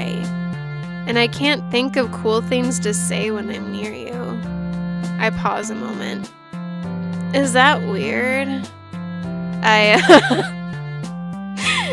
The blush on their face is apparent, even in my drunken stupor. I guess not. This is cute. Anyways, Van, why do you think? Dude, you're the one who gave me the alcohol. Also, they don't know how old I am. Is this weird? I'm not weird. No, I am a bit hurt by being called weird. I'm not. I get that a lot. I'm just drunk. Van, there's no alcohol in the drinks I've been served. Oh, you're joking. You're kidding. You're joking, right? What? Kane is a weirdo, but even he knows you shouldn't have alcohol in schoolgirl. This is like a rec room with a bar aesthetic. It's not a real bar. Oh my god. What was I even saying? Telling Zooble they make me feel, well, the way they make me feel. Zooble, I am so sorry. Okay. I look down at my wacky watch. What'd you look at the time? Oh my god. I forgot to do my homework. I left a DiGiorno in the oven. Van, wait. But their plea falls on deaf ears. I'm halfway up the stairs by the time I hear them, and on a route directly back to my room. When I do get to my room, I notice I have a few unread messages from Zooble. So hey, I didn't mean to call you weird. I was just, nervous. I thought you knew the drinks I was serving you didn't but I'm sorry for not telling you. I don't think you're weird. I'm sorry. Oh my god. I wait a bit, thinking about my response. I'm sorry, Zooble. I'm so embarrassed. You can forget what I was saying. Think I was just feeling sort of confused and weird. There's a moment before they respond. I didn't hate the things you were saying. Just so you know. That's so sweet. What the hell? My heart starts beating in double time. Oh, good. Okay, that's good. Yeah. Good. Oh, stop. There's a pause. Anyways, you were right. It is getting late. I'm gonna get some shut-eye. Do you still want to walk to school together tomorrow? Maybe you can tell me more about your piano playing. Oh. Can't contain my excitement, but thankfully I'm hidden from view so nobody can see me kicking my feet in the air like a lovesick schoolgirl. Yeah, I'd like that. I roll over and fall into a fitful sleep, too excited about what tomorrow might hold to get any real rest. Oh my god, guys. How is this so stressful? Like, day 2, out, complete. Lovely. Okay, we're doing good. We're doing good. I think Zuby likes us. We're not totally unbearable. My alarm blares as I wake up. I get out of bed and put on my uniform and brush my teeth, checking my wacky watch. Should be able to make it out of the room in no time to join Zooble and Gangle on their morning walk. As I finish brushing my teeth, I hear a knock at my door. Hey Van, you ready? Coming. I call out, finishing up grabbing my backpack and opening the door. Hi, Zooble. Zooble's leaning against the door frame. Well, good to see that at least you're still here. Is Gangle not? Zooble kicks off my door frame, starting to walk into the cool morning air. I follow after them. Oh yeah, she wasn't answering. Okay. They must always go to school together. They're putting on a cool facade, but I can see some worry. So why not just wait up for her? I say, shivering as a late autumn cool sets in. If we wait any longer, we'll be late, and I really don't want to hear what Kane would have to say about that. I shrug, but not as we walk to school. Maybe she left without us. I guess that's his job as principal, though. Zooble rolls their eyes. Yeah, but Kane is just annoying about it. They heave a big sigh. He just finds you no matter where you are, won't stop asking you why you aren't at school, or just teleports you there anyways. There's basically 0 places to hide from him, though I found that cool speakeasy under the lounge while I was looking for a place he couldn't find me. Oh god. Wow, it sounds like they really don't want to be here. But Kane made it a lot more trouble than it was worth, so I show up to class just to get him off my back. It's the only way to get him to leave me alone during the free time he lets us have. Well, that's probably not the best attitude to take towards the education, but now doesn't seem like a good time to bring that up. Still, I can't help but think that Zooble was the kind of person my parents warned me about. Like a delinquent? I'm hoping they were right. I ignore any perceived red flags as I break into a light jog to keep up with Zooble on the way in. Who hasn't skipped school? I mean, I never did, but that was because, my mom was a helicopter mom. So that's pretty much my story. They turned to me. How about you, Van? Weren't you telling me about your piano playing yesterday? Yeah, before I confessed to having a crush on you, so hopefully you forgot that last part. That's okay. I maybe said too much yesterday anyway, I say, turning away to hide my blushing face. Zooble shrugs. Nah, you don't have to worry about it, but I won't make you talk about anything you aren't comfortable. Suddenly we hear a faint, high-pitched wailing. Oh god, is it Gangle? In the distance, I spy a familiar figure. Is that Gangle? Zooble turns to me, the same thought in their eyes as they race forward. Gangle, what's going on? I sprint to match Zooble's pace. Oh, of course. Gangle in her tragedy mask. Jack stands in front of her wearing a sadistic smirk as he dangles her comedy mask just out of reach. Jax, give it back! She wails. Come on, Gangle, I just caught your mask before you broke it. Don't I get a thanks? He leans forward, his venomous smirk widening on his face. Jax, please, just give it back. She leaps into the air, the tips of her ribbons brushing against the comedy mask before Jax holds it even higher. He chuckles as she stumbles. Wow, you almost got it that time. Zooble walks right up to Jax, arms folded. Jax, give it back. Jax turns, giving them an annoyed glance. Of course he has to be mean in this too. Stop being an asshole. Jax scowls at Zooble. Me and Gangle are just playing a game, Zooble. Go inside and stop ruining the fun. Gangle doesn't look like she's having fun. Gangle nods her assent to Zooble's observation. Jax rolls his eyes. I do wonder why Jack's on targeting Gangle. I mean, like, he targets everyone, but he does, and I wonder if is it because, like, she's just the easiest target, or is it, like, he envies her? You want the mask back, Gangle? Gangle nods sadly.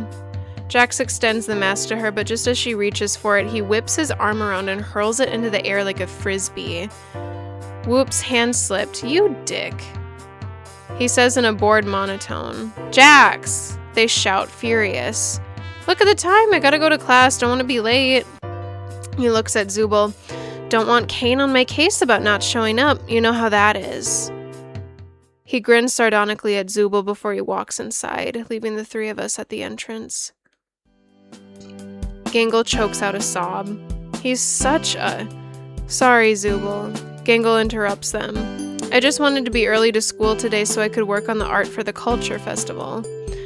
But I ran into Jax and I almost tripped, and then he took my comedy mask, and you don't need to explain yourself, hun. She blubbers, beginning to lose control of herself. Zooble puts a comforting claw on her shoulder. None of what happened is your fault, Gangle. I'll go find your comedy mask, go to class so you don't get marked late. Gangle pauses a moment, hesitant to accept Zooble's generosity before relenting with a grateful nod, pulling herself together just enough to head to class. Zooble turns to me. You should get to class too, Van. We're both almost late as is. Let me guess, I'm gonna get an option to stay with you. Ah, look at that. Catch you later, Zooble. No way I'm letting you look for Gangle's mask alone. For a moment, a look of surprise pieces Zooble's usual That's supposed to say pierces. Zooble's usual facade. But it's for the shortest of expressions. I'm pretty sure if I blinked at the wrong time, I wouldn't have even been able to prove their expression changed at all. Suit yourself. Kane isn't going to go easy on you, though. I nod, playing things cool as we walk in the general direction that Jax tossed Gangle's mask.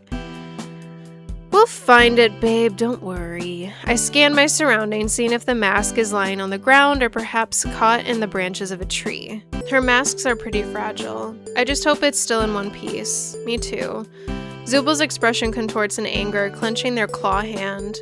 I could wring Jax's neck for the way he treats Gangle.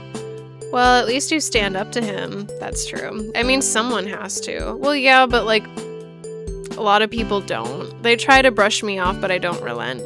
No, seriously, I mean, it's really cool of you to stand up for Gangle like that. She's lucky to have a friend like you. Zooble blushes a bit. You think so? Babe, yes, otherwise I wouldn't say it. Oh my god, totally. Anybody who has a friend like you to stand up for them is really lucky. I give them a smile. Zooble's blush intensifies as they turn away. Well, you know, it's just that, I just stand up to him because nobody else will. Which is what makes it so impressive, Zooble. Van, I'm really not all that.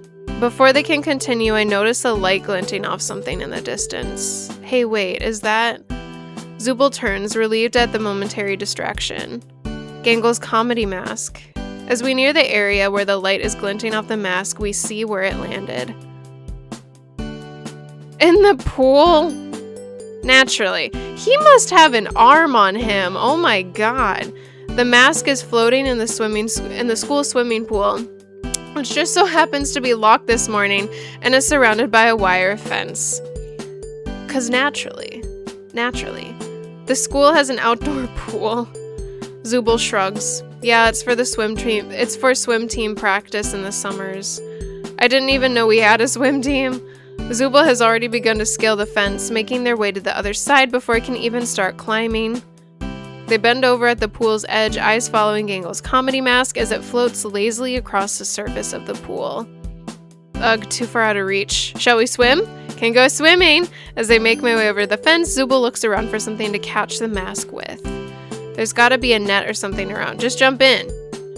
No need, I'll get it. I bet we can find a net. No need, I'll get it. I say before I can think of what it would mean to follow through on that. No way, Van, that water has to be free. I will jump in. I'm stripping. Oh, wait, what? Okay. Zooble averts their gaze. Nobody wants to see that. Put your uniform back on. Did I make a bad choice? I'll be quick. I give them a nervous smile, but the words are as much to steal my own resolve as they are to reassure Zooble. It's now or never. There we go. Would I have done this in real life? Probably not. I take a deep breath and dive headfirst in the frigid water. I'm trying to win Zooble's heart, okay? Big acts of, love or whatever. And it sure as heck is frigid. I bite back a curse as the sheer cold assaults my body from every angle. The cold hits all my limbs at once. When I surface, I have to bite back a swear. It's cold. It is a little chilly. I manage through chattering teeth.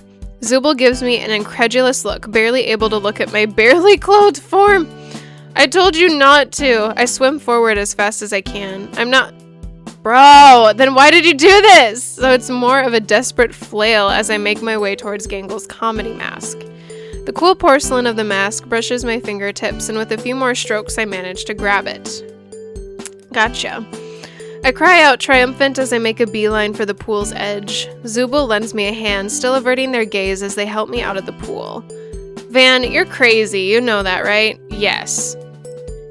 Yes, I do. However cold the water is, the autumn wind is even colder. Zooble blushes as they occasionally glance at me standing there in my soaking wet underwear. I'll get you a towel, okay, Van? That would be really nice, I chatter.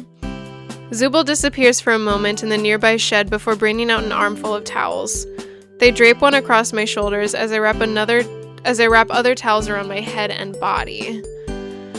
Why did you do that? Why not? They laugh incredulous. Oh, I got it. I got us a CG. Oh my gosh. Yay. I try to be quick about drying myself off. You think if I get dry quick enough, we can... Zooble shakes their head, cutting me off. We're already late to class. Take your time. Oh, okay. I sigh. Okay. Sorry, Zooby. I know you said Kane annoys you when you don't show up. They shrug. I don't really care about that right now. They look at me. Judging by Zooble's eyes, I think they might actually be grinning. I actually kind of had fun. That's a good question. They don't have a mouth. How are we supposed to kiss them? This is a genuine question. I actually kind of had fun. I smile back, drying myself off before changing back into my uniform. That was cute. By the time we make our way back to the school building, the lunch bell is ringing. Guess we missed first period. My parents would be so ashamed of me if they could see me jumping into a pool to help a friend. What a delinquent thing to do. Zooble, however, seems unbothered, giving a bored shrug at the news. Oh well. As we walk back to homeroom, we see Gangle heading out. I produce Gangle's comedy mask, handing it over to her. Hey Gangle, here you go. Sorry about Jax this morning. She looks up at me with a gentle smile, her ribbons pressed together in a gesture of gratitude. Well, thank you guys. She takes the mask, affixing it to her face before giving us a big smile. Was it too hard to find? No. No. Zooble and I exchange a glance. Zooble lets out an awkward chuckle. Just be careful with it, okay? Gangle is already turning to walk to the art room. Now that everything is fixed, let's start working on art for the culture festival. Does this thing even have a theme? Like, do we even have a theme, or is it just like culture festival? Well, I'm glad she bounced back so quickly. Zooble and I follow her. We're just getting set up to start working on our art as Ragatha pokes her head into the art room. Hey guys! She gives us a friendly wave and a smile before turning to Zooble.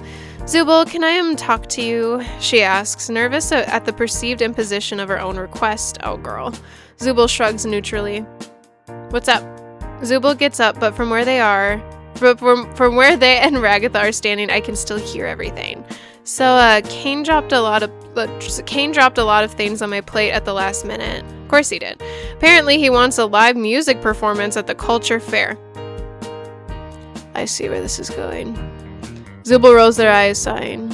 Of course he does. You told him we were busy with working on the art though, right? Yeah, I tried, but you know how Kane can be sometimes. She gives Zooble a hopeful look, but Zooble still seems pretty annoyed. Okay, good luck with that, I guess. Zooble turns to walk away, but Ragatha wasn't finished. I was hoping you could, help me, maybe? Zooble turns, giving Ragatha an irritated look. You could, you know... She makes a gesture... Like, play something? Absolutely not. Irritation begins to blossom into genuine contempt as Ragatha insists on the compromise. Come on, Zooble, please. Well, I have had enough of pretending I can't hear this conversation. Hey, Zooble, what's Ragatha talking about? Zooble's eyes narrow for a moment, glaring at Ragatha before turning to me. Well, she wants me to... They pause a moment, heaving an annoyed sigh. Ah, okay, she wants me to play the drums for the school festival. I didn't know you could play the drums. You play drums? Before Zooble can respond, Ragatha interjects. Yes, Zooble's really good. Ragatha offers Zooble a sweet smile. And I'm not playing them. Zooble turns to Ragatha. Besides, Ragatha can take care of it herself. She plays violin or something like that. Cello, actually. Ragatha says, kicking at the ground and clearly a bit disappointed. I didn't know you played the cello either. I'm learning so much. Well, we can work something out here, you know. I play the piano and Gangle. I turned to Gangle, who was watching us all, a single eyebrow cocked. Gangle plays something too, right? No, Gangle doesn't play anything. She says in the third person. Gangle says, withdrawing into herself. I shrug. Well, we can still do something with like piano, drums, and cello, right? Ragatha nods with unrestrained enthusiasm, turning to face Zooble. We can totally do something with that. Great idea, Van. Thank you. Zooble still seems a bit skeptical. But Gangle, you know? It isn't fair for us to just abandon her to take care of art alone, right? Well, I can always do art at the practice. She offers a timid smile to Ragatha. I'll just bring my supplies. Zooble's eyes go wide, realizing they are now at risk of being pulled into this live music endeavor. I mean, surely we can't. Thank you for understanding, Gangle. This is going to be so much fun. Ragatha talks over Zooble, swooning at the thought of performing live music as a trio. I mean, sure, why not? Why not, yeah.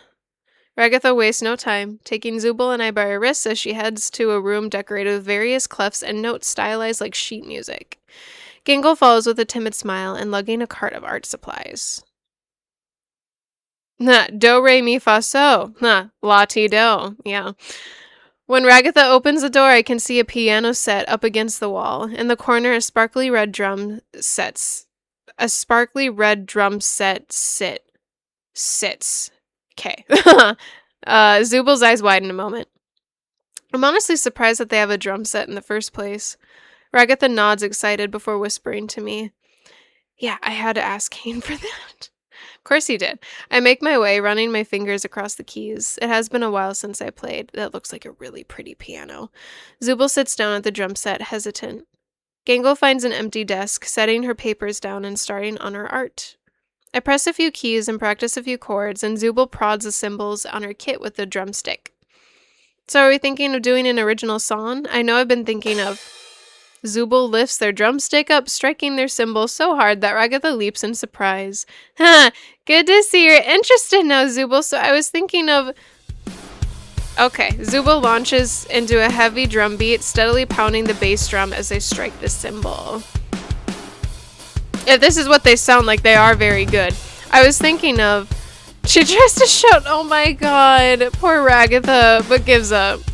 But to be honest, I really like the beat that Zooble is laying down. I start trying to play a few chords to accompany it. Ragatha gives us a hesitant look before shrugging, pulling her bow across her cello to improvise a melody to match the chords I'm playing. It is pretty.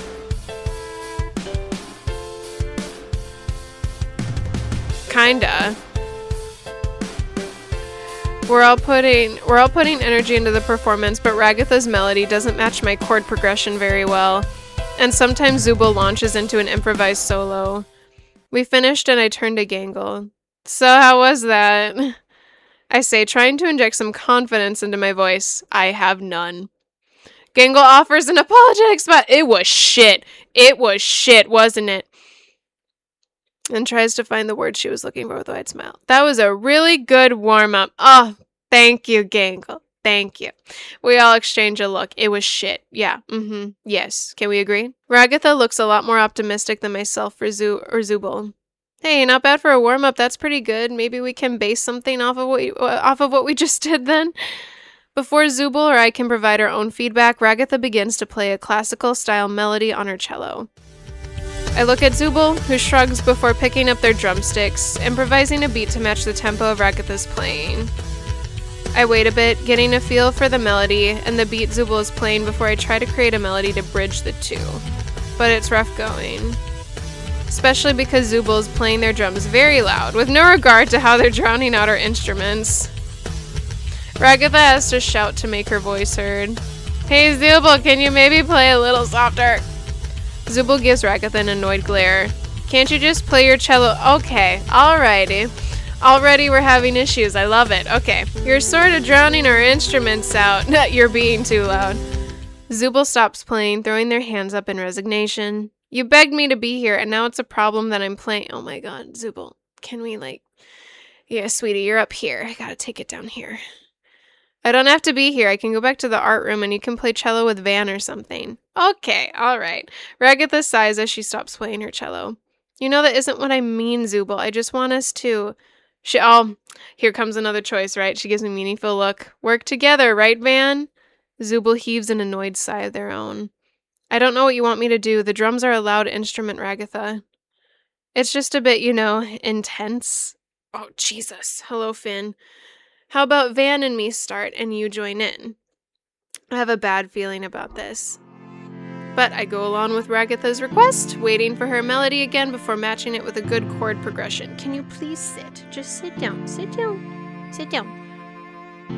The song isn't the best I've ever heard, but it sounds like a classic-style orchestral piece. Once I'm comfortable with the chord progression, I cast a look over at Zooble, who looks irritated and bored behind their kit. So what do you think of this? Ragatha offers, trying to be helpful but oblivious to Zooble's simmering behind the drums. Zooble shrugs. They hate it. They don't like it. Sounds great. Seems like you got this. Can me and Gangle go back to the art room? Zooble stands up, walking to the door. Oh, God. Okay. Gangle pauses a moment. Come on, Gangle. Oh, wait, Zooble. Okay. All right. What do we do now, Van? Oh. Well, maybe we should just keep practicing. Yeah. That's the right choice. That's the right choice. I'll talk to Zooble. Walking out the door, catching them as Zooble tries to hurry Gangle back to the art room. Wait, Zooble. Zooble turns to face me. Van, we have a lot of art to do. Besides, don't you need to go work on your duet with Ragatha? Oh, is somebody jealous? Somebody also left, by the way, so I throw up my hands. Zooble, I don't want to do this without you. Zooble looks away with a huff, crossing their arms, but pauses. Gangle, can you take the rest of the art supplies back to the room? Oh, you folded quick! You folded quickly! Damn! Gangle gives Zooble a nod, leaving to collect the rest of the supplies as Zooble approaches me. Look, Van, I know what you're trying to do, but I really don't care. Oh, darn, okay. I only started playing because you and Ragatha were annoying me about the drums. But Zooble, I'm not upset, I'm used to this. What? What do you mean by that? I'm used to not fitting in, okay? Being too loud. Zooble struggles to find the word they're looking for, clearly frustrated. Too different, too much, just wrong. They clutch their arms, giving me a sigh. Zooble looks miserable right now. Oh. I know I'm being a jerk right now, just watching you and Ragatha match each other's energy and just play together perfectly. It just felt like I didn't have a place to fit in there. They look away. I don't even know I'm telling you all this. I'm glad that you are! I put a reassuring hand on Zooble's shoulder. Look, it's cool. I didn't mean to make you feel left out. I'm sorry. I can just tell Ragatha that she's going to have to play her cello solo if you don't want to do this. Zooble gives me an uncertain glance. But you seem to really enjoy playing piano. I do. Yeah, but I agreed to help you and Gangle first. I give them a smile. Ragatha is nice to talk to sometimes, but I really want to hang out with you. Aww. Zooble blushes, looking away. And I really liked your drums. Thanks. I mean, whatever. They seem a little flustered. Anyways, it's getting kind of late. After we put away the art supplies, do you want to walk home with Gangle and me? I would love to. Yeah, that sounds good. Zooble nods. After a few minutes, the two finish up and we head back together. This is cute. I totally understand where they are coming from with the whole not fitting in thing. Our conversation drifts to the upcoming culture festival as the three of us walk back. The culture festival with no theme, yeah. I wonder what type of food Principal Kane will get for the festival. Do you think there will be food trucks? Maybe there will be a ramen stand, the kind with cute paper lanterns and shades. You guys are gonna hate me. I don't really like ramen. I ate too much of it in college, and she says, eyes sparkling with excitement. Just like in Uzumaki Ninja. Okay, is that an anime? She strikes an action pose. I believe in it. Zooble and I look at her and I can't help but laugh. It must be a reference to that's what I'm assuming. With a smile, Gangle walks ahead of us a bit. What do you think that will be there, Zooble? Zooble shrugs. Dunno. Kane is weird, hard to tell what he's going to want to do. I nod. Well, what if you could pick? Zooble looks at me surprised. What, like the food? They pause for a moment to think. I don't know, maybe like kebabs? Cool. Gangle and I nod. Good pick. I nod. Yeah, respectable choice. Okay. As the dorms finally come into view, Gangle darts ahead, leaving us behind. Someone is excited to get home. Sorry, guys, she calls back after herself. I need to catch the most recent episode of Refriend, End of Journey. She waves without turning around. Okay, bye. Zooble and I make our way up the steps. Our rooms are next to each other, but Zooble still walks me to my door. Oh, thank you. You're so kind. This is me. I'm pretty sure they know. Zooble looks away. Yeah, I guess it is. There's an awkward pause. Zooble shuffles their feet a moment before looking up at me. So, Van. Yes! I exclaim. What? Their eyes widen in surprise a moment before they let out a chuckle. They didn't even finish. Like, yeah, sorry. I say, blushing. Van, you want to hang out in my room today? Yes. The answer is yes. I exclaim just as loud as the first time. Zooble rolls their eyes, laughing. Come on then, you dork. I am a dork, that's true. I follow Zooble to their dorm, excited to spend more time with them. I feel a lot more confident hanging out with Zooble today. I feel like we're developing a genuine bond. Ooh, oh pretty. As we step in, I'm greeted by the buzz and glow of neon lights. Mirrors line the wall by the bed. Their room is actually really cool. I love the lava lamp. Oh my god. They got bookshelf. Zooble pops open their closet before tossing their bag inside. I notice a box with some lettering on it poking out of Zooble's closet. What's in the box? Mrs. Nosy? Zooble looks down, looking a little surprised before pulling the box out. Oh, these are my spare parts? They say, like, that's an ordinary thing to just have lying around. Spare parts? Yeah, basically my limbs and stuff are kind of, like, detachable. I can swap them around. Yeah, they're detachable. Can I see? I say before I can stop myself. I mean, if you want to, or if, like, you're okay with that. I offer apologetically. Zooble looks down, thinking a moment before blushing. Yeah, sure, if you want to.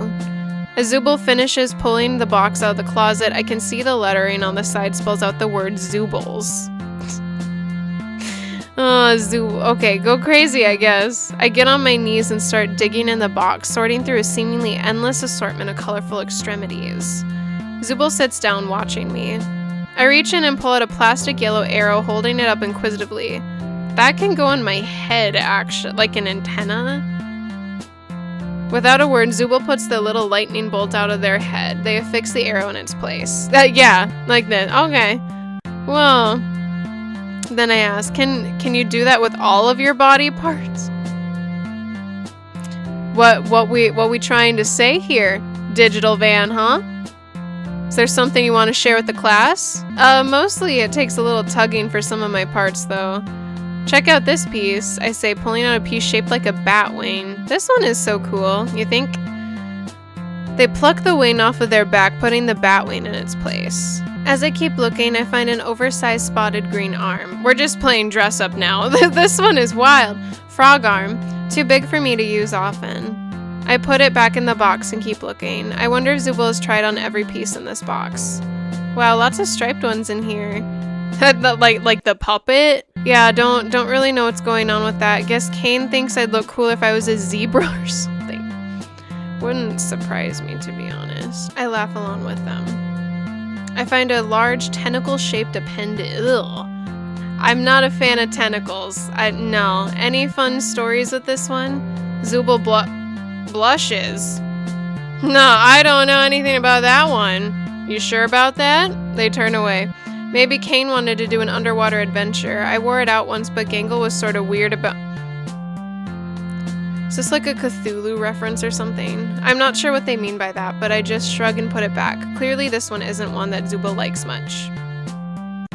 I find a large 4-pointed star shape and hold it up, puzzling over it. This looks way too big for a head accessory. Oh yeah, that one's a chest piece. Yeah. I don't usually use those ones because the uniforms Kane gives us doesn't fit them. Oh, okay, but before I can protest, Zooble begins to unbutton their shirt. Oh my god! I can't help but blush. I knew Zooble and I were getting close, but this! Scandalous, Zooby! You gotta take me out to dinner first. Still, I peer between my fingers. Zooble rolls their eyes. Underneath their uniform is a featureless spotted body, vaguely bean-shaped, that they pull out of their uniform and replace with a star. Oh, okay. They sigh. You can look, Van. It's not like I'm showing you the goods or something. I still can't help but blush. This is the furthest, oh my god, I've ever gotten with someone else. Zooble removes a chest piece and buttons their shirt up again. Zooble, you're so scandalous. Wow, this is so cool. It's really neat of you to have so many parts you can swap between. I wish I could just swap my arm out for like a chainsaw arm. Do not bring Chainsaw Man into this. Come on. I say, making a whooshing noise as I make a chopping Girl. Zooble rolls their eyes. Well, I'm glad you think it's cool, they say, sounding a little annoyed as they swap back to their normal body and start putting the spare parts away. Oh, I pause. Did I say something? It's just, they stop themselves. Never mind. It feels like all the energy went out of the room. Hey, Zooble. I turn to face them. I'm sorry. Zooble looks at me, flustered. What are you even sorry for? Why are you saying that? I don't know, I admit. But I feel like I said something wrong, and I really didn't mean to upset you. Zooble blushes a bit. Can I tell you something? You can tell me anything. Go ahead. I nod. It's stupid. And I haven't told anyone this before. They pause. Except Kane, but he doesn't listen to me, so he doesn't count. But they hesitate before sighing, looking me in my eyes. I hate this body. What? Oh my god. Please do not make this MC be a piece of shit about this. I swear to God. I hate how silly I look and how it just comes apart and goes back together. They begin pointing to parts of themselves. I hate this dumb, oversized eye and the weird bendy limbs and how there's so many parts in the box, but their eyes cloud, their voice so uncertain. None of it feels right. I'm in utter shock. Zooble, you remember how I told you I used to skip class? I nod. I just couldn't get myself out of my room. I would just stare in the mirror for hours, swapping parts out, hoping something would.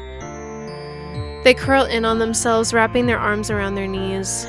I immediately regret asking them to try on all their pieces. This is clearly something that really upsets them a lot. I'm so sorry, Zooble, I had no idea. I glance at the box of Zooble's parts. A spare eye seems to stare back at me with accusation. I've never felt so low. I can't believe I asked you to. Zooble shakes their head, putting a hand on my shoulder. Trust me, Van, literally, I haven't done a dozen times. Or anything I wasn't comfortable doing in front of you. Honestly, that was the first time someone told me they thought my parts were cool. I smile at them, helping them push the box back in the closet. Want to do something else? I nod. What did you have in mind? Kissing? Making out? Oh, okay. Oh, God damn it. How about that henna tattoo? You know, that's great. Didn't you say the ink took some advance notice to prepare? Zooble nods, producing the ink from a desk drawer. I did, but I prepped ahead of time in case you ever wanted to come over. Oh, they looked me up and... yes, see something you like? So where did you want the oh, man. Okay. I pause a moment. How about, the back of my shoulder? Zooble shrugs. Sounds good to me. Do you have any cool designs you know how to do? Zooble nods, showing me an array of stencils they use for the henna dye. Any of these speak to you? Ooh, oh my god, I get to pick! Oh my god. Ooh, do I want the koi or do I want the dragon? Oh, I like the dragon, honestly, but the fish is really cute. We'll do the sea dragon. Zooble goes over to a boombox on the floor after I pick a stencil, putting on some relaxing music as they get their supplies ready. Even though I had to strip down after getting soaked this morning, I'm still a little shy as I take off my top for Zooble. Zooble sets the stencil against the back of my shoulder before dipping their brush in the ink and applying it. I let out an involuntary shiver. So cute. Oh my god, literally, if you're gonna... stop fucking moving! Sorry. After I get used to the coolness of the paste, it actually feels kinda good. Zooble is quiet, completely focused on the tattoo as they work behind me. I'm grateful for the relaxing music that fills the silence, but try to come up with something to talk about with Zooble anyways. So I used to be a bartender, and also used to be a tattoo artist. What other kinds of jobs have you done? Well, I technically worked at Spudsy's for a day, but I don't really count that. No, I won't. They pause. I wanted to go back to school, but life had other plans. There's a moment of silence before I can think of another question. Well, do you have any other hobbies? When did you pick up drums? I was a kid when I started playing them. They say, going quiet for a moment as they focus on a specific part of the stencil before continuing. Aside from that, I guess I used to check out abandoned buildings, but mostly it was just drums. Isn't that what Pomni used to do? The more I learn about Zooble, the more I feel impressed by... No, they did that too. Never mind. Yep. It's like every new thing I learn makes Zooble exponentially cooler, even though they don't really see themselves that way. You were really good on drums earlier. Did you play for a band? Yeah, we never really made it out of my parents' garage, but we did a lot of punk and hardcore style stuff. That's cool. I really liked it. If you come back tomorrow, I bet we could get something really amazing for the festival on Friday. They pause again. When they reply, it's a bit quieter than before. Maybe. They say. So what about you? What do you do for fun, Van? Well, I do play piano a bit, and sometimes I watch anime. I trail off. But that's it. Girl! There doesn't seem to be all that much to do on school grounds, so I guess I don't really do much with my free time these days. Yeah, tell me about it. Sometimes I get so bored I feel like I'm going to go crazy. I nod. Totally. If I didn't have you and Gangle to talk to, I feel like I would have gone crazy already. Honestly, I'm surprised you don't all hang out together more often. I feel so lonely when I'm alone in my room. But when I have someone else to hang out with, the school doesn't seem so bad. There's a quiet moment as Zooble finishes up the tattoo. Alright, and done. You'll need to let it sit for a bit. The longer you leave it alone, the darker it'll come out and the longer it'll last. You can just rinse it off when it's dark enough for you. Dude, I remember getting henna tattoos all the time at like state fairs. I wish I could see it now. I bet it looks epic. It would itch though, because I would always get it on my hand and then I'd wind up fucking it up and like it would start flaking off. Zooble rustles around the room for a moment before holding a mirror behind me, angling it so I can see the tattoo. Here, look. Whoa, that's amazing, Zooble. I'll be super careful so it doesn't smudge. I'm starting to regret that henna is temporary. I'd love to have some of your art on me permanently. Zooble looks away. In the mirror, I can see them blushing behind me. Well, you know, that's really nice of you to say. You're welcome. We both sit there. Neither of us sure how to break the awkward silence that has settled between us when an unexpected third party does it for us. Gangle. God damn it. Well, what is going on in here? Nothing. Nothing at all. He pops into existence just over my left shoulder. Zooble and I almost jump out of our skin. Kane, what the heck are you doing here? The real question is, what is a shirtless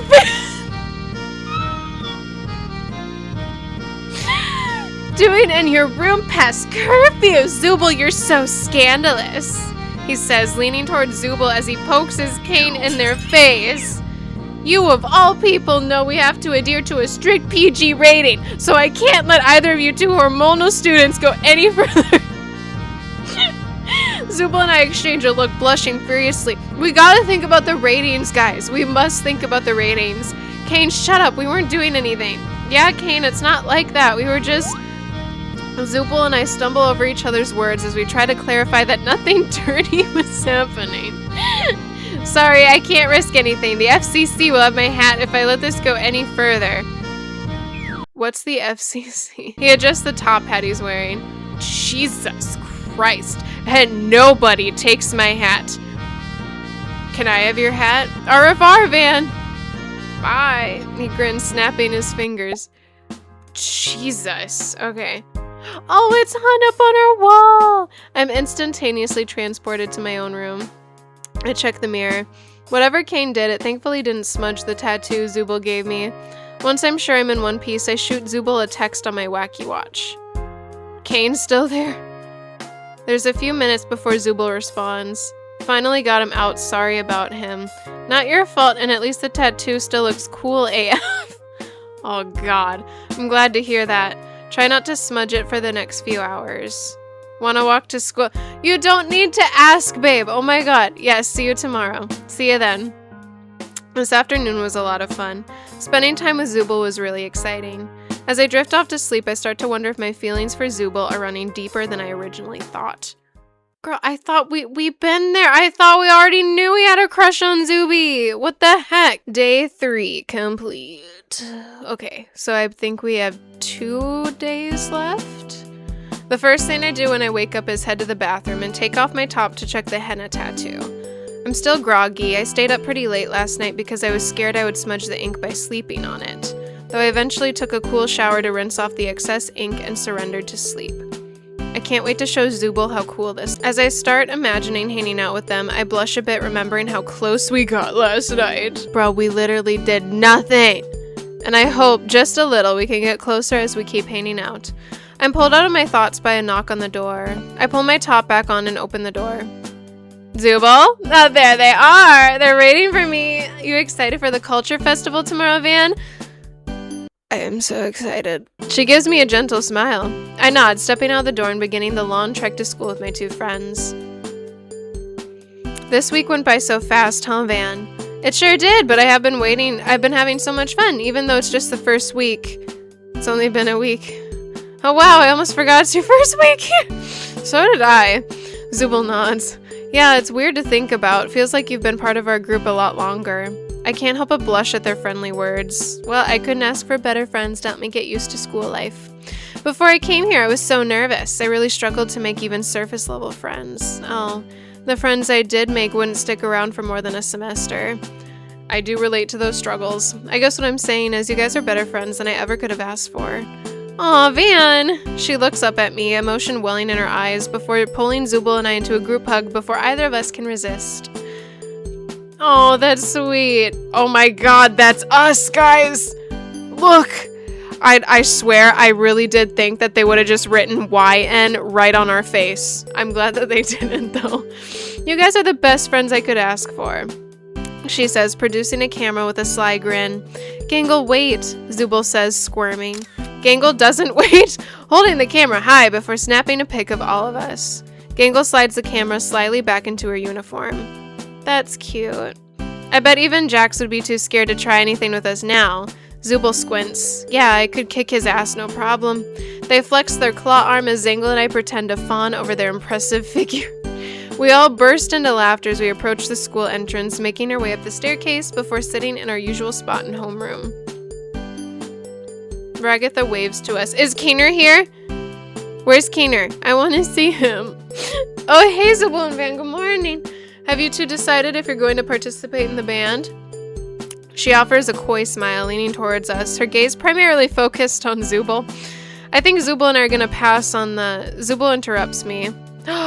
They had a change of heart. Oh my god.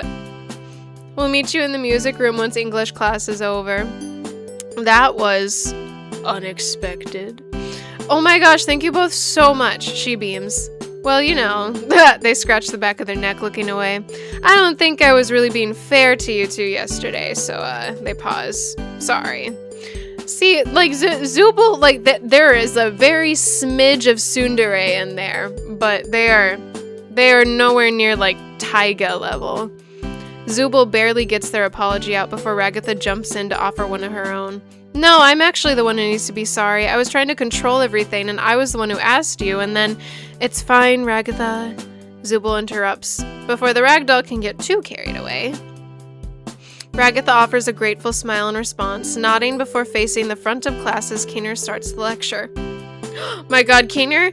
I still have questions, though. We don't even see him. Once Keener is done taking attendance, I turn to Zooble. You changed your mind? Zooble shrugs as if it was no big deal. Well, I was thinking about what you said yesterday, and I realized that I'd rather spend time working with you and Ragatha than just moping around. I'm so proud of you. You had a change of heart. And, I guess I like spending time with you. Oh, you like me. You like me. They say it with a blush. I want to try doing stuff you like, you know. Thanks, Zooble. I'm sure I'm blushing just as much. I try to focus on the lecture, but Zooble's the only thing I can think of. When my eyes occasionally drift to them, I find it hard to look away. I wonder what thoughts are running through Zooble's head. Are they thinking about me too? My god. Hey, Van, stop staring. I jump, pulled from my thoughts. It's lunchtime.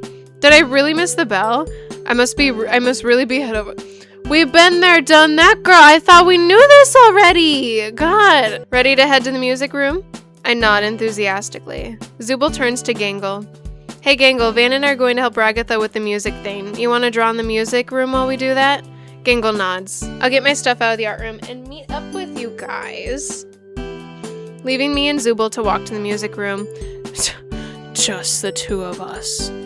Zooble and I walk into the music room. Ragatha is already setting up her cello by the time we open the door. I head over to the piano bench. Zooble gets behind the drums. Maybe today would be a good day to take the lead. See if I can come up with something that emphasizes Zooble's aggressive drumming style while also letting Ragatha's more classical style shine. Hey guys, I had an idea. Ragatha and Zooble both pause, waiting for me to continue. What if when we play today, we try to showcase everyone's talents? What the fuck does that mean? How do we do that? I was thinking we could all take turns. They both seem interested by the idea. What if I play the melody for the first part, then we do a sort of chorus where we all contribute, then Ragatha takes the lead on the second bit, and then we both pause playing to let Zooble do a drum solo, and we finish by repeating the chorus. That would probably be the smartest option, yes. Ragatha smiles, nodding, excited to try it. Zooble looks a bit skeptical but shrugs. I can just play a basic beat until we get to the chorus. Would that work? I nod. Okay, 3, 2, 1. We try my plan. It's rough going at first. I stumble a bit through the first verse, trying to pick a good melody to match Ragatha's harmony. And when we launch into the chorus, we all play so loud that we end up clashing with one another. Okay, again from the top. It takes about 4 or 5 tries for Ragatha and I to match a good melody and harmony, and it takes a few tries after that to match each other's volume. But finally we end up with something that I'm pretty happy with. Just as the piano and cello fade into silence, Ragatha gives Zooble a nod. Zooble plays an impressive solo, incorporating the snare, cymbals, and drums into a high-energy solo, which naturally leads into a final repeated chorus-style verse where we all showcase the best of our musical skills. As we finish, we hear quiet applause. Gangle liked it! As I cast a glance around the room, yeah, bitch! Yeah, just because Gangle's quiet doesn't mean she's not there. Thought that was really good, yeah. She says with a shy smile. Ragatha wipes her forehead. Alright, well, practice makes perfect. She gives me an enthusiastic smile despite her apparent exhaustion. I nod and we launch into the number again. This time we work on balancing our dynamics so that no one instrument drowns out the others.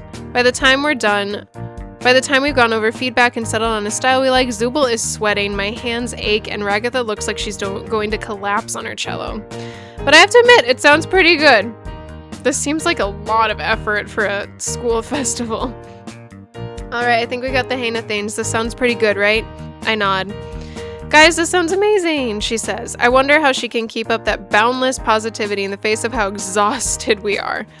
I'm sure it will be good enough for Kane. She chuckles nervously. Zooble shrugs. Kane gets what he gets, so I'm happy with it. Ragatha gives Zooble a grateful smile. If she doesn't agree with the sentiment behind Zooble's statement, she is at least happy to have Zooble's approval. Hey Zooble, yeah.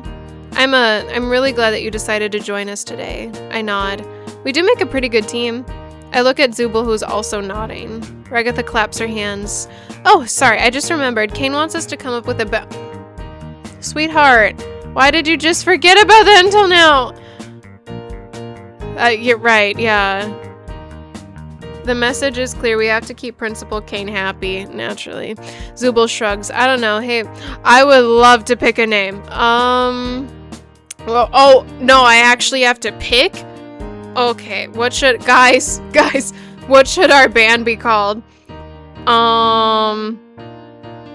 Oh, should we make it a ship name? Like a combination of all three of our names? Oh, fuck. One eternity later. Zoo Vandal. Okay, that is gonna be our name. I don't care if you think it's shit. All of you better come to our fucking concert. Zoo Vandal, I like that. Zooble nods. Zoo Vandal, huh? Has a nice ring to it. I know, thank you. Just as we settle on the name I picked out, Ragatha's wacky watch buzzes. Oh wow, it really is that late? I still have so much to organize. She gives us an apologetic smile. Are you all okay if I head out? I'm sorry, the culture fair. It's cool, Ragatha, we can clean up in here. Ragatha nods with one last apologetic smile before she heads out. So Van, Gangle, you guys want to be done for the day? Just drop off Gangle's art stuff in the art room? Actually, I just remembered I forgot my backpack in my locker. Do you guys mind if I pick that up and meet you at the school entrance? Zooble and Gangle nod, heading to the art room. Something gonna happen? Just as I close the piano lid and get ready to leave, I hear the door creak open. Who is it? Is it Jax? Holding a large pair of scissors, he skulks into the room before Jax, what the fuck? Excuse you? What the, huh? He pauses a moment before spotting me, giving me a wicked grin. Oh, Van, didn't see you there. No, you didn't, did ya? The hell are you doing? Relax, he closes his scissors around the string with a sad, high-pitched twang. Oh, wow. His grin widens. You're a little piece of shit, huh? Why? Words fail me in the face of Jax's undisguised enthusiasm for his own cruelty. To mess up the culture fair, duh. He says like that's a normal motivation. After I finish up in here, I'm gonna throw paint all over the art. Why? Try to find out what everyone else is doing to see what I can do to mess that up too. Why? Jax rolls his eyes. Because I can? And because it's funny. Or maybe this is your own way of acting out because you're not getting enough attention, he says, snipping another string on the cello. Could you, maybe not do that? He looks at me completely deadpan. No? Oh, yeah, girl, why did you think talking would do any good with him? We only have a couple of spare cellos. If Jax finds those, it's curtains for Zoo Vandal. Think, Van, think. What would Zooble do? I launch into action. Hey, wait. Jax has moments before I launch myself towards him, tackling him into a wall. I won't let you mess this up. We worked really hard. Oh, God. He squirms, trying to get an arm free. I bite. Why did we bite him? Keeps wriggling as I try to wrestle the scissors from his grasp. Get off me, Van. I will stab you. Just stop. Jax's scissors nick my sleeve and I recoil. Did he actually just try to... Guys, I really don't like the MC. I stumble backward, knocking over a cymbal from the drum set, which falls to the ground with an immense clatter. There is no way that Zooble and Gangle did not hear that. The noise attracted someone's attention as the door to the room flies open and in storms Zooble. Yes, hi. What the hell are you doing in here, Jax?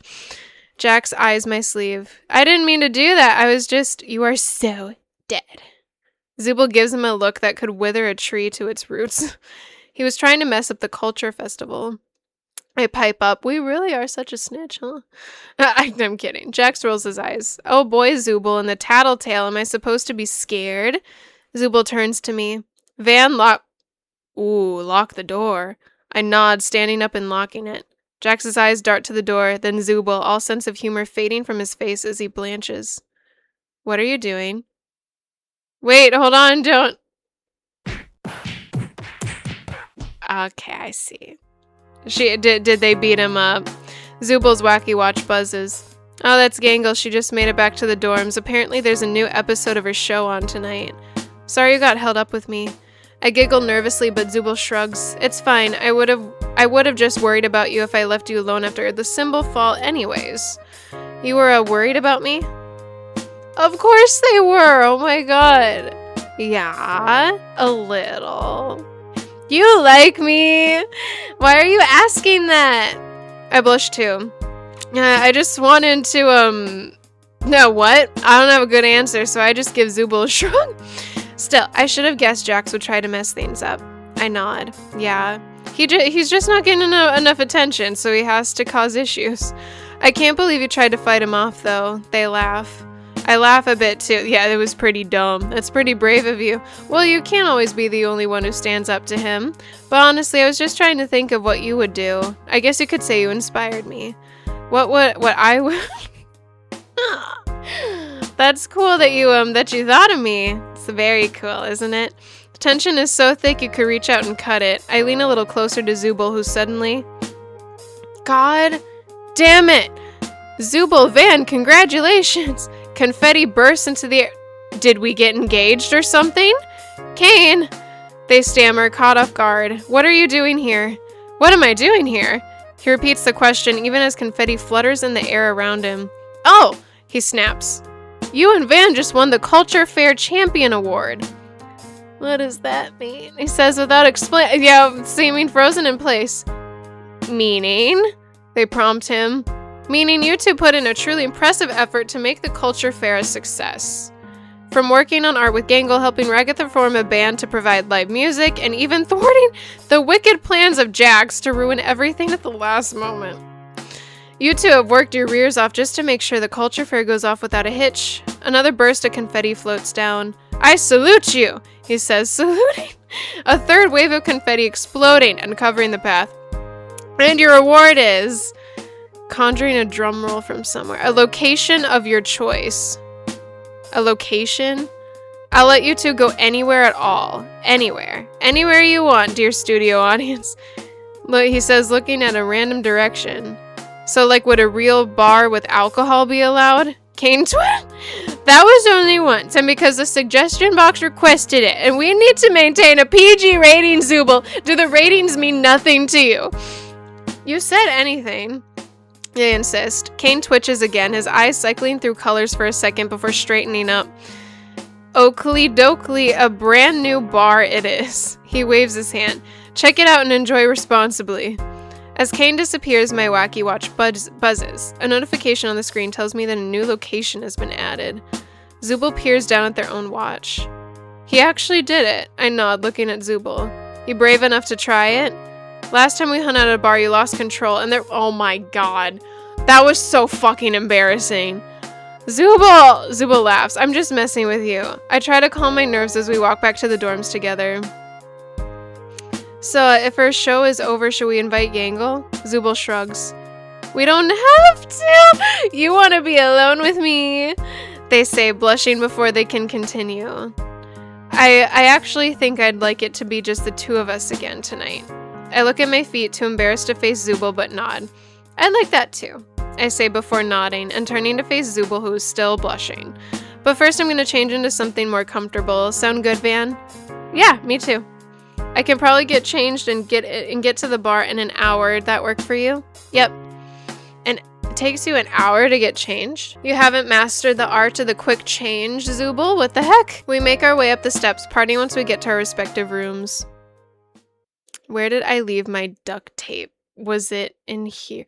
Kinder! Oh my god! Oh! Hello. Oh, that's what Zooble did. Okay. Not me sitting here just thinking that they beat him up. Butterflies fill my stomach as I step into my room and try to pick something out. I can't believe this is happening. The first place I look is my closet. Surely there has to be something more exciting than my school uniform. It would feel really weird to show up in a bar in a fresh pressed school uniform. I'm pretty sure that violates the student code of conduct. That's always so interesting to me that like you can't, for some places that require you to wear a school uniform, you can't wear it off school property. I'm surprised to see a garment bag hanging in my closet with a big red bow draped across. Kane, are you a matchmaker? Oh my god. Hey Van, since wearing your uniform would violate the code of conduct here at the Amazing Digital Academy, I've decided to add an extra gift to this set of clothes. Enjoy. It better not be ugly. It better not be ugly.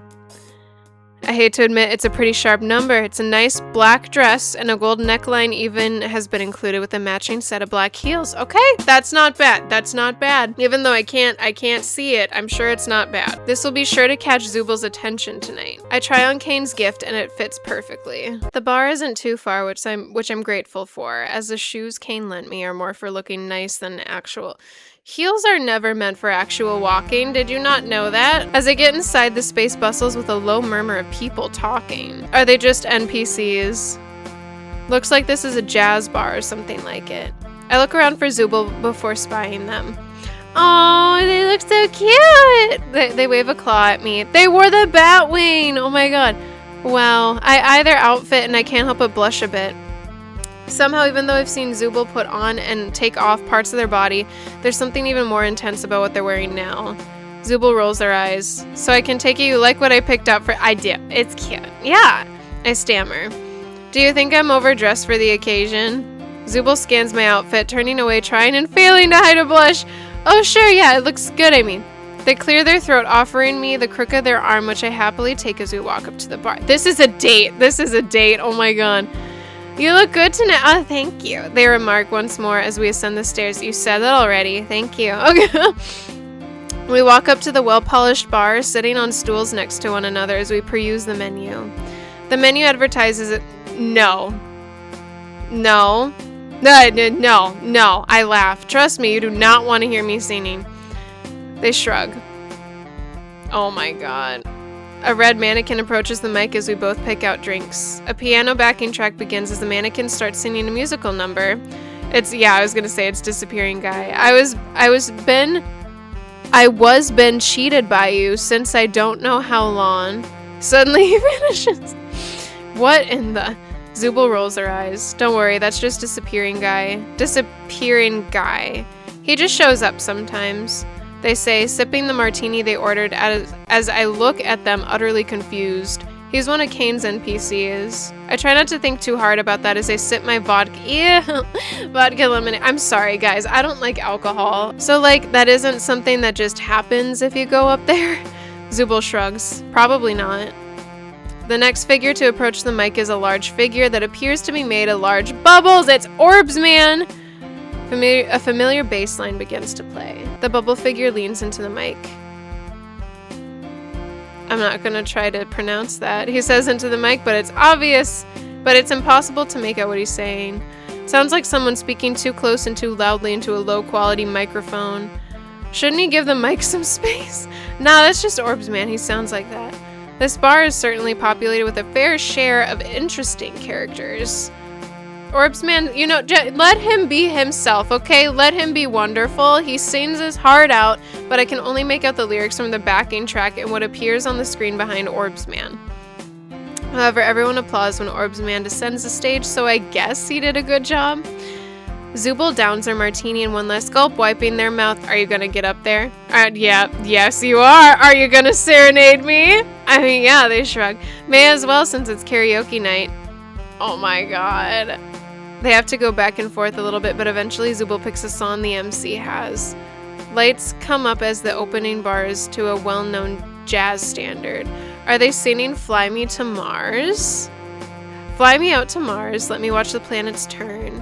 I'd like to know what summer's like on Venus or Saturn. As they sing, I don't know if it's the vodka lemonade talking or my own genuine feelings, but I get completely lost in their voice and their eyes. This is so cute. Colored lights swirl around and the karaoke song lyrics glow behind them, but I can't help but focus on Zooble. They're literally doing the Emily and Paige and Pretty Little Liars, except they sing pink, so it's different. It's as if the lights in the bar themselves dim, as if every background noise goes silent, as if the world is just me on my bar stool and Zooble on the stage. As the song comes to a close, they make direct eye contact. In different words, I want to be with you. Oh my god! In different words, I like you. They sing looking at me. Oh my god. That's so sweet. The bar applauds as Zooble's performance comes to a close. The bar lights coming back up, letting the surrounding crowd flood back into reality. Despite their blush, Zooble takes their seat next to me. I know I'm not really in the right range, and that song is corny anyways. It's not bad. I've heard much cornier songs. It's okay. They scratch the back of their neck. Amazing. Zooble seems surprised by my response as they look away. Well, I guess I'm glad you liked it. I did. It was sweet. I loved it. I swooned before catching myself. The song, that is, you know. It has a lot of sentimental meaning to me. Zooble turns to me. Really? Yeah, my mom really liked Hank Ben Batra, so it was always playing on our old turntable. My mom has good taste. Oh, your mom has good taste? Fuck, yeah, The bartender hands Zooble another martini, which they raise. To moms with good music taste? Did your mom also have good music taste? To moms with good music taste. My mom liked Taylor Swift and Carrie Underwood, so I agree, toasting them with my second vodka lemonade. A few other NPCs go up. Oh god, it's Evil Pomni. Jagged Tea. Yeah, her outfit is red where Pomni's is yellow, and yellow where Pomni's is red. Zooble groans. Evil Pomni. Kane did this softball match once, and he made evil versions of each of us. Well, except for Gangle, but most of us got these weird doubles. Evil Pomni comes up to the mic and greets. Wasn't Gangle's just Orbs Man? Hey, motherfuckers, she continues, but Kane's magical sensor bleeps out so many words I can't even make out what Evil Pomni was trying to say in the first place. And tonight I'm singing the Fuck You song. Is that the Fuck You Very, Very Much? A discordant punk track plays as Evil Pomni launches into a song that is somehow almost entirely words disallowed by Kane's censor. Fuck you, I do what I want. Fuck you, I do who I want. Okay, yep, The lyrics weren't a turn off, the terrible music behind them would be.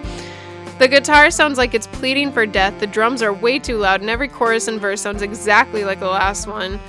So, like some of the current pop songs. The song comes to a close after what feels like an hour. Evil Pomni does a bow, baring her sharpened teeth. Thank you, motherfuckers! Nobody applauds, which unfortunately only seems to piss Evil Pomni. Hey, where's my cheers? One person lets out a solitary whoop, which only seems to stoke her anger. You know what? I'm not getting off this stage, not until my talent receives the appreciation it deserves. She scowls at the MC, demanding another song. Zooble and I are subjected to another 3 grueling minutes of raw noise as Evil Pomni shouts discordantly into the karaoke mic. I would prefer 5 songs by Orbs Man to 1 more song by Evil Pomni. I will say, I do feel like this scene is going on for a bit long. She sings a pop country song, her discordant shouting clashing horribly with the delicate melody. I try drowning another vodka lemonade, but it doesn't make listening to Pomni any less painful. But are we gonna go up there instead? Yeah, we're going up instead, aren't we? Yeah, I can't read their facing as they don't really have one, but I can tell they're relieved. Yes, please, anything, but the MC glances at Evil Pomni. More of that. I nod. How about no zenith high enough? The MC nods. A couple of bulkier mannequins take Evil Pomni under her arms, hauling her out of the bar. Get behind the mic as the familiar intro plays. I look around the bar and my gaze instinctively focuses on Zooble once it picks them out. There's no zenith high enough, no nadir low. If you want me, call for me. No matter how far away you are, I'll be there by plane or car, because there is no zenith that's too high. I begin to belt alcohol and passion, overcoming my own inhibition. Zooble is into it, and no so low that it would keep me apart from you. I say, pointing at Okay, yep. Zooble blushes, walking. We're going full Emily and Paige now. Van, what are you doing? I look down at them. Singing. Say before launching into the next verse. Girl, bro, you were doing the same thing.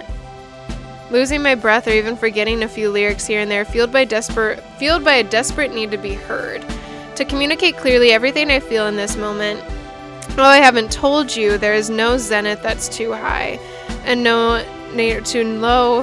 I say, repeating the refrain, singing to the bar, but also singing to one person, Zooble, who mostly stands there shocked. But you know, that's okay, because in this moment, I'm not a fellow student or someone else in the band, I'm just Van, telling Zooble how I feel, even if it's through song. As I finish, sweating and breathless, there's a moment of quiet. Then the bar erupts into applause. Encore. No more, please. I'm so breathless. I manage through pants, but before I can turn them down, Zooble ascends the stage. Come on, No, I'm too tired. Oh my god. They say, still blushing from the attention I gave them during my performance. We can pick out a duet so you can catch your breath a bit. Aw, this is cute. Well, I've had, oh no, the best time in my life. And I didn't feel this way until now, and I swear it's very true. I owe this feeling to you. Aww. I had the best time today, and it's you who made me feel this way. We continue the duet. The bar is electric around us. Even though I'm focused on Zooble for the whole performance, it's hard to ignore the occasional whistle or the way the crowd oohs and ahs at the end of each chorus. Finn, would you also like to sing a duet? Zooble and I maintain eye contact through the performance. The tension in the air is so thick it almost chokes me. But I push through it, forcing air into my aching lungs and belting every chorus, calling on my strained vocal cords. And we pass through every open door to find the truth, and I owe my feelings to you. We hold that note. The moment seems to stretch out forever, crystalline and beautiful. But like all good things, the moment does eventually end. The bar cheers around us as we stand sweating, looking at one another. Well, that's where we're ending karaoke tonight.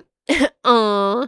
Always leave them wanting more. Everyone nods as the bar lights begin to go down and the various NPCs filter out. So, I say, panting. Should we head back to the dorms? Zooble nods. I think I sweat through my shirt. Oh my god, we hold hands on the walk home. I guess they hold my hand and I hold their claw. I didn't know you were such a good singer. Zooble blushes. Well, ditto to you, Van. You really managed to hit every note out there, even if you were singing at the top of your voice. That's okay, you know? It's called practice. Well, it's kind of my first time. Maybe before next time we can do some breathing exercises. I perk up. Next time. I mean, I'd do that again if you want. Oh, they want to hang out again. I had a lot of fun tonight. I trail off, looking up at Zooble. Zooble nods, looking back at me. Me too, Van. I had more fun than I've had in a long time. I can't help but feel warm and fuzzy at their words. I like this soundtrack, I think. There are some of the songs in this that I don't like, but I like that song. We finally get to my dorm door. Time to ask something I've been thinking about. So, Zooble. They look at me. Yeah. Did you, mean it? They raise their eyebrow. Mean what? What you said? When? I look up at them. Oh my god, girl. About you being a good singer. Girl. No, like during the first song. Oh, Zooble rolls her eyes. It's a song, Van. What? But like, you were looking. Girl, you were being embarrassing. You were being embarrassing. And you picked this on. So, Van, it's a song with lyrics. I was looking at you because they blush looking away. Well, because you're the most familiar person in the crowd, okay? But Zooble shakes. Yeah, we did drop it. Look, Van, tonight was fun. Can we not do this? Oh. I know what you're getting at. And I had a lot of fun tonight. They pinched the bridge of where their nose would be. In a very focused. Oh, I'm not really in a very focused headspace right now. I sag. Zooble notices my response and puts a claw on my shoulder. It's okay, Zooble. But I'm not saying it wasn't anything either. Huh? Look, let's focus on getting our performance done right tomorrow, okay? I nod. Okay, so it's okay, guys. It's okay. Zooble's not rejecting us. They're not rejecting us. They just say later. I can do that. I promise after that we'll talk about this. About us. I can accept that.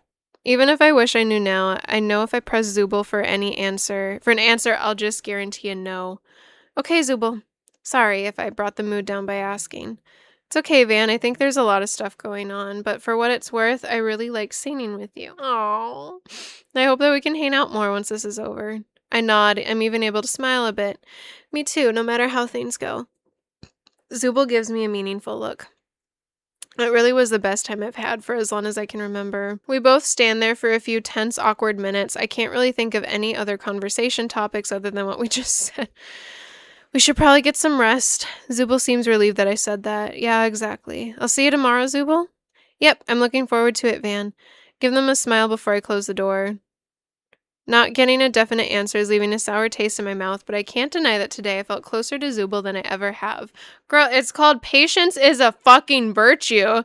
I really hope this leads to something. I think about the night we shared as I drift off to sleep. Oh God, okay.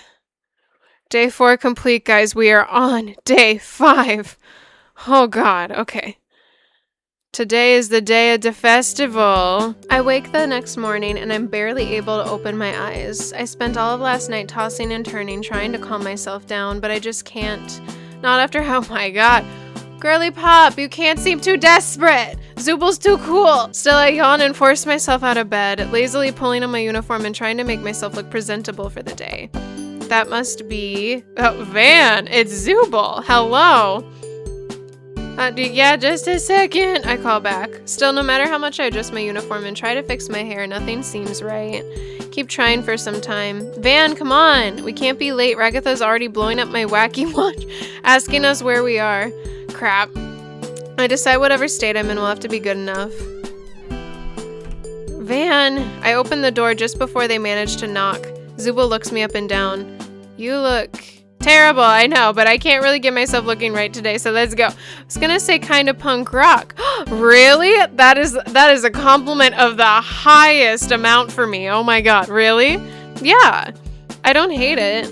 Well, that was unexpected, but still, pretty decent as far as responses go. Let's get going, yeah? Zooble grabs my hand and we rush to the Culture Fest. You're holding my hand. You can hold my hand whenever you want. Oh my gosh, where have you guys been? Well, Van wouldn't stop trying to give themselves a makeover on the way over. Zooble snorts playfully. Van, I wasn't trying to. Ragatha wipes her brow. What matters is that you two are here now. Kane was getting really insistent. So does everyone remember their parts from yesterday? Yep. Yup. Perfect. Because we'd only be letting down Kane and the entire student body if we messed up, so no pressure. She says with a jovial swing of her arm.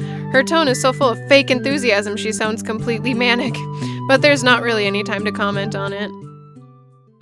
Oh, here we go. Step out into the spotlight. Whoa. As I look out into the crowd of my peers, my knees go weak. I have also gotten stage fright. Was there always this many people in our school? We're all rendered a little speechless at the gathered crowd. Lucky for us, Principal Kane pops into existence. Ladies and gentlemen, boys and girls, guys, gals, and oh my God. What was it? What was it that Adam said in Skate the Infinity? gals, bros, and non-binary hoes. Is that what he said? Today, the student council president and her selected cohort are here to produce music. The word echoes as if he is shouting it into a large, empty room. The crowd goes silent for a second before erupting into applause. Zooble winces next to me. Even Ragatha seems a little put upon by the introduction. That's right, music! Those delectable little vibrations that itch something in the human mind that just makes everything feel better. You mean dopamine? He flourishes, spinning his cane in place. Oop! Wow, cane. He loses his grasp on his cane and it goes flying into one of the cymbals. He pauses for a second, seeming to almost glitch in place as he stares at his cane before snapping his fingers. The cane disappears from the front of the drum kit and appears in his hands. Oh, that was humiliating. On with the show. My God. Please welcome to the stage Zoo Van Doll. With another snap, Kane disappears from sight. Ragatha casts a glance back at us, smiling nervously, but giving a thumbs up as the audience claps. Break a leg, you guys. Not that I really want you guys. It's Sweetie. Sweetie, we know. It's okay. I know. She trails off with a nervous chuckle. Zooble turns to me from behind the drum kit. You ready, Van? Ready as I will fucking ever be. That's a Tangled TV show song. Zooble nods coolly. Seems like that was the right thing to say. I'll count us in, okay? I nod, giving Zooble a weak smile and a thumbs up. 1, 2, 1, 2, 3, and... Oh, okay. Oh, cute! No, dude, these CGs are so pretty. A second ago, my body felt stiff as a board, but seeing the fluid ease with which Zooble plays, I feel a little more confident in myself. My fingers dance across the immaculate piano Kane has provided. Ragatha hits a few sour notes as she tries to match our tempo, but before anyone can complain or even shout boo, we're already in full swing. Why would they say boo? Zooble executes their drum solo flawlessly. The moment they slow down, I pick up right with my piano parts, starting in with a complex melody.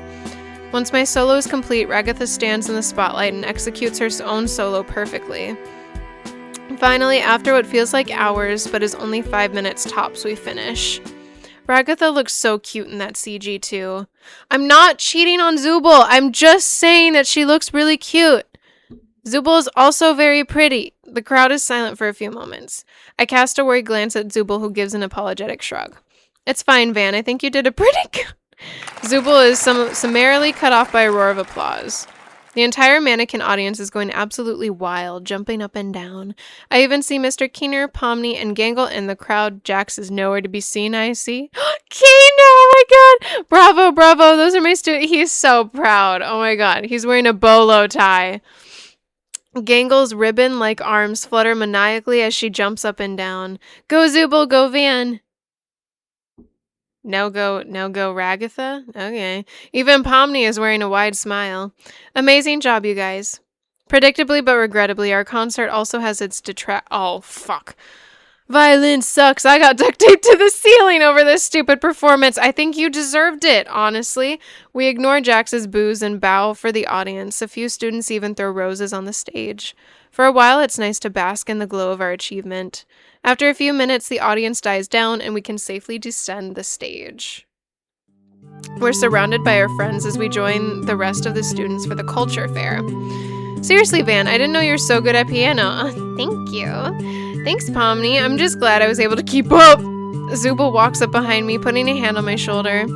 Keep up. Yeah, right. You practically showed us all up with your performance up there. I can't hide my blush. Everyone did their best. I think we can all be proud of our work. Van and Zooble for the win. Did she just say FTW out loud? Kinda cringe, but I let it slide. It's okay. A lot about this is cringe, but it's okay. I am so proud of you three coming together for the Culture Festival. Thank you, Keener. Seriously, congrats to all of you. We all walk around the festival together. After our performance, Zooble and I are parched and starving. There's a stall selling boba tea, another one selling pop. Oh, that sounds delicious right now.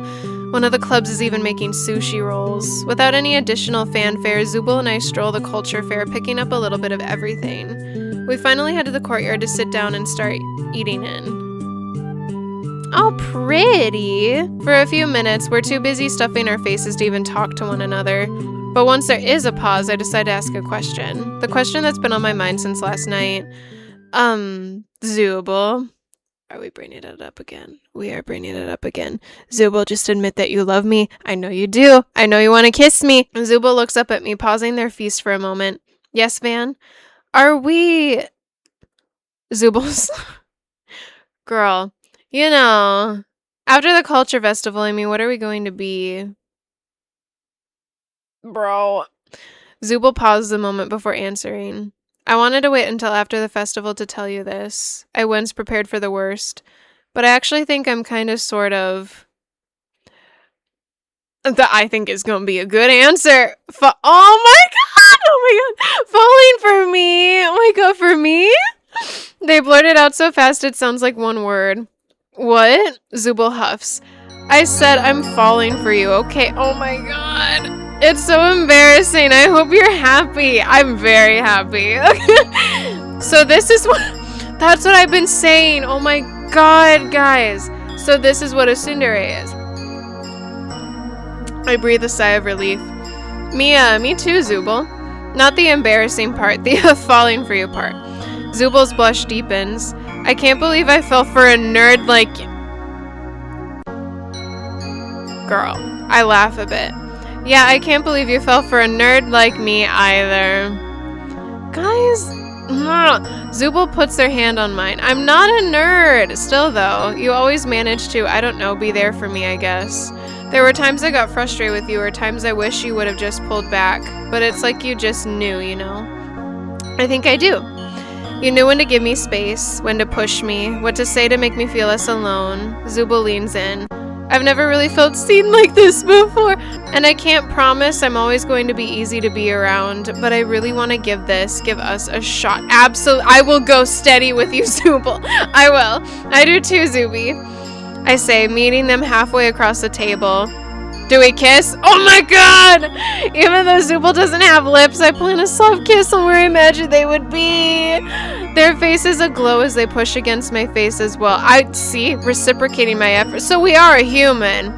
I guess I didn't notice that from before. We are a person. God damn it, Gangle! What? Gangle? Gangle hides her camera, fleeing as Zooble gets up to pursue her. Gangle, delete that picture. No way, I got the spicy oh my god. She's gonna write fanfic about us. God damn it. Spicy! Gangle! They chase each other around. I can't help but laugh at the sight. Eventually, Zooble runs out of breath and lets Gangle escape with her spicy picture. Zooble sits down at the table, snapping their fingers as they look at me. Hey Van, I almost forgot. Me and everyone else in our class are lighting some fireworks on the rooftop once the festival winds down. You in? I nod. Of course. We hold hands as we walk back to the dorm. Oh my goodness. As I step into my dorm, I notice a new garment laid out on my bed with a note on it. Is it a Kane is like our fucking sugar daddy at this point. Oh my god. Dear Van, as a sincere thanks and congratulations to you, both for your contributions to the culture fair and your success with Zooble. He is our matchmaking sugar daddy. I hereby bestow upon you the fireworks yukata, right? Yukata? This garment allows you to access the school rooftop with some good old-fashioned pyrotechnic fun with your fellow humans. Warning, yukata is 100% cotton and may shrink up to 20% upon washing. Kane, I don the yukata, looking at myself in the mirror. It's actually very nice. Kane picked colors that complement my eyes and skin tone very well. I only have a few moments to admire it before Zooble knocks on my door. Come on, Van, let's get going. I don't want to miss any of the fireworks. This is like going for almost every trope in a slice of life romance anime. I unlock the door. Wow. They stand there. There is spelt there is spelt wrong. It should be THERE. You look beautiful. They pause, straightening their futures. You look good. Your yukata fits you well. Oh, thank you. You look really good too, Zooble. Zooble blushes. Thanks. Do you want to hold hands on the way there? You don't have to ask. You can just take it. I'm not taking their hand in mine as we walk together. Aww. The air is surprisingly warm for this time of year, even though the yukata is still a little thin. I don't feel cold at all as we head to the school building. Honestly, Van, I wasn't expecting to really get close with you. It's almost like we're playing a dating simulator. Like, sometimes at this school, especially with Kane being the way he is, it's hard to form attachments. Feels like people just show up and leave whenever Kane gets bored. But you're different. I can't quite put my finger on it, but there's just something about you. I blush. It's like I have a personality or something, and I'm not just an NPC. Okay? Something that's really special to me. And so I guess what I'm saying is don't go disappearing on me, okay? I won't. Even though I'm gonna be probably romancing your friend in the next route. It's okay. You mean a lot to me. I promise I won't, Zooble. You mean a lot to me too. We share an easy smile as we walk hand in hand into school and head to the rooftop. Oh, pretty. When we arrive, our friends are already crowding around us. Zooble and Van sitting in a tree. Kissing. The Pomni thwops him on the back of the head. Don't tease them, Jax. Is this Funny Bunny confirmed? If you romance Zooble, is Funny Bunny confirmed? It's good to see you guys. You make a cute... Oh, thank you. She looks so pretty. What? Who told everyone? Gangle. Gangle, yes. I also like Zooble's yukata too. It's very fitting. Gangle laughs nervously, tapping the tips of her ribbon arms together. May have posted the... Are you... What the fuck? What the fuck, Gangle? And also sent it to Ragatha and Pomni. Girl, what kind of a friend are you? Was my first time being the first one to know about something. Just wanted to tell everyone because I was so excited. What if we wanted to keep it a secret? Seriously? I put my hand on Zooble's back. It's cool. It's not like we were gonna hide it once we were up here anyways. Zooble blushes a bit. Yeah, I guess that's fair. So yeah, me and Van are dating now. Fucking deal with it, posers. I sound like Bakugo. Well, isn't that cute? Zuby has a heart after all. I have been calling you Zuby. Call me Zuby again and we'll see how well rabbits handle a 3-story fall from the school rooftop. And away he goes. Yep. Lastly, Keener approaches us. Oh my god, are you guys excited? I am so excited, Keener. We both nod. Who's setting them off? Well, originally it was supposed to be Ragatha, but Gangle asked to do it at the last second. I find that surprising. Zooble and I exchange a look before she's up to something. Sounds cool. Oh, pretty. The fireworks display goes off, displaying a pretty array of blue, yellow, green, and purple lights. Just as things are drawing to a close, Gangle pipes up. And I knew it! I fucking knew it! She lights a pair of specially marked fireworks that go off, igniting a pink and white heart that stays in the sky for a few seconds. Aww. That's really cute. With time, more and more of my memories returned. We still haven't found a way out of the school yet or back to our lives before. I may not know what the future holds or what new challenges will await us, but I know together with Zooble, there's nothing we can't handle. Oh, that was so cute!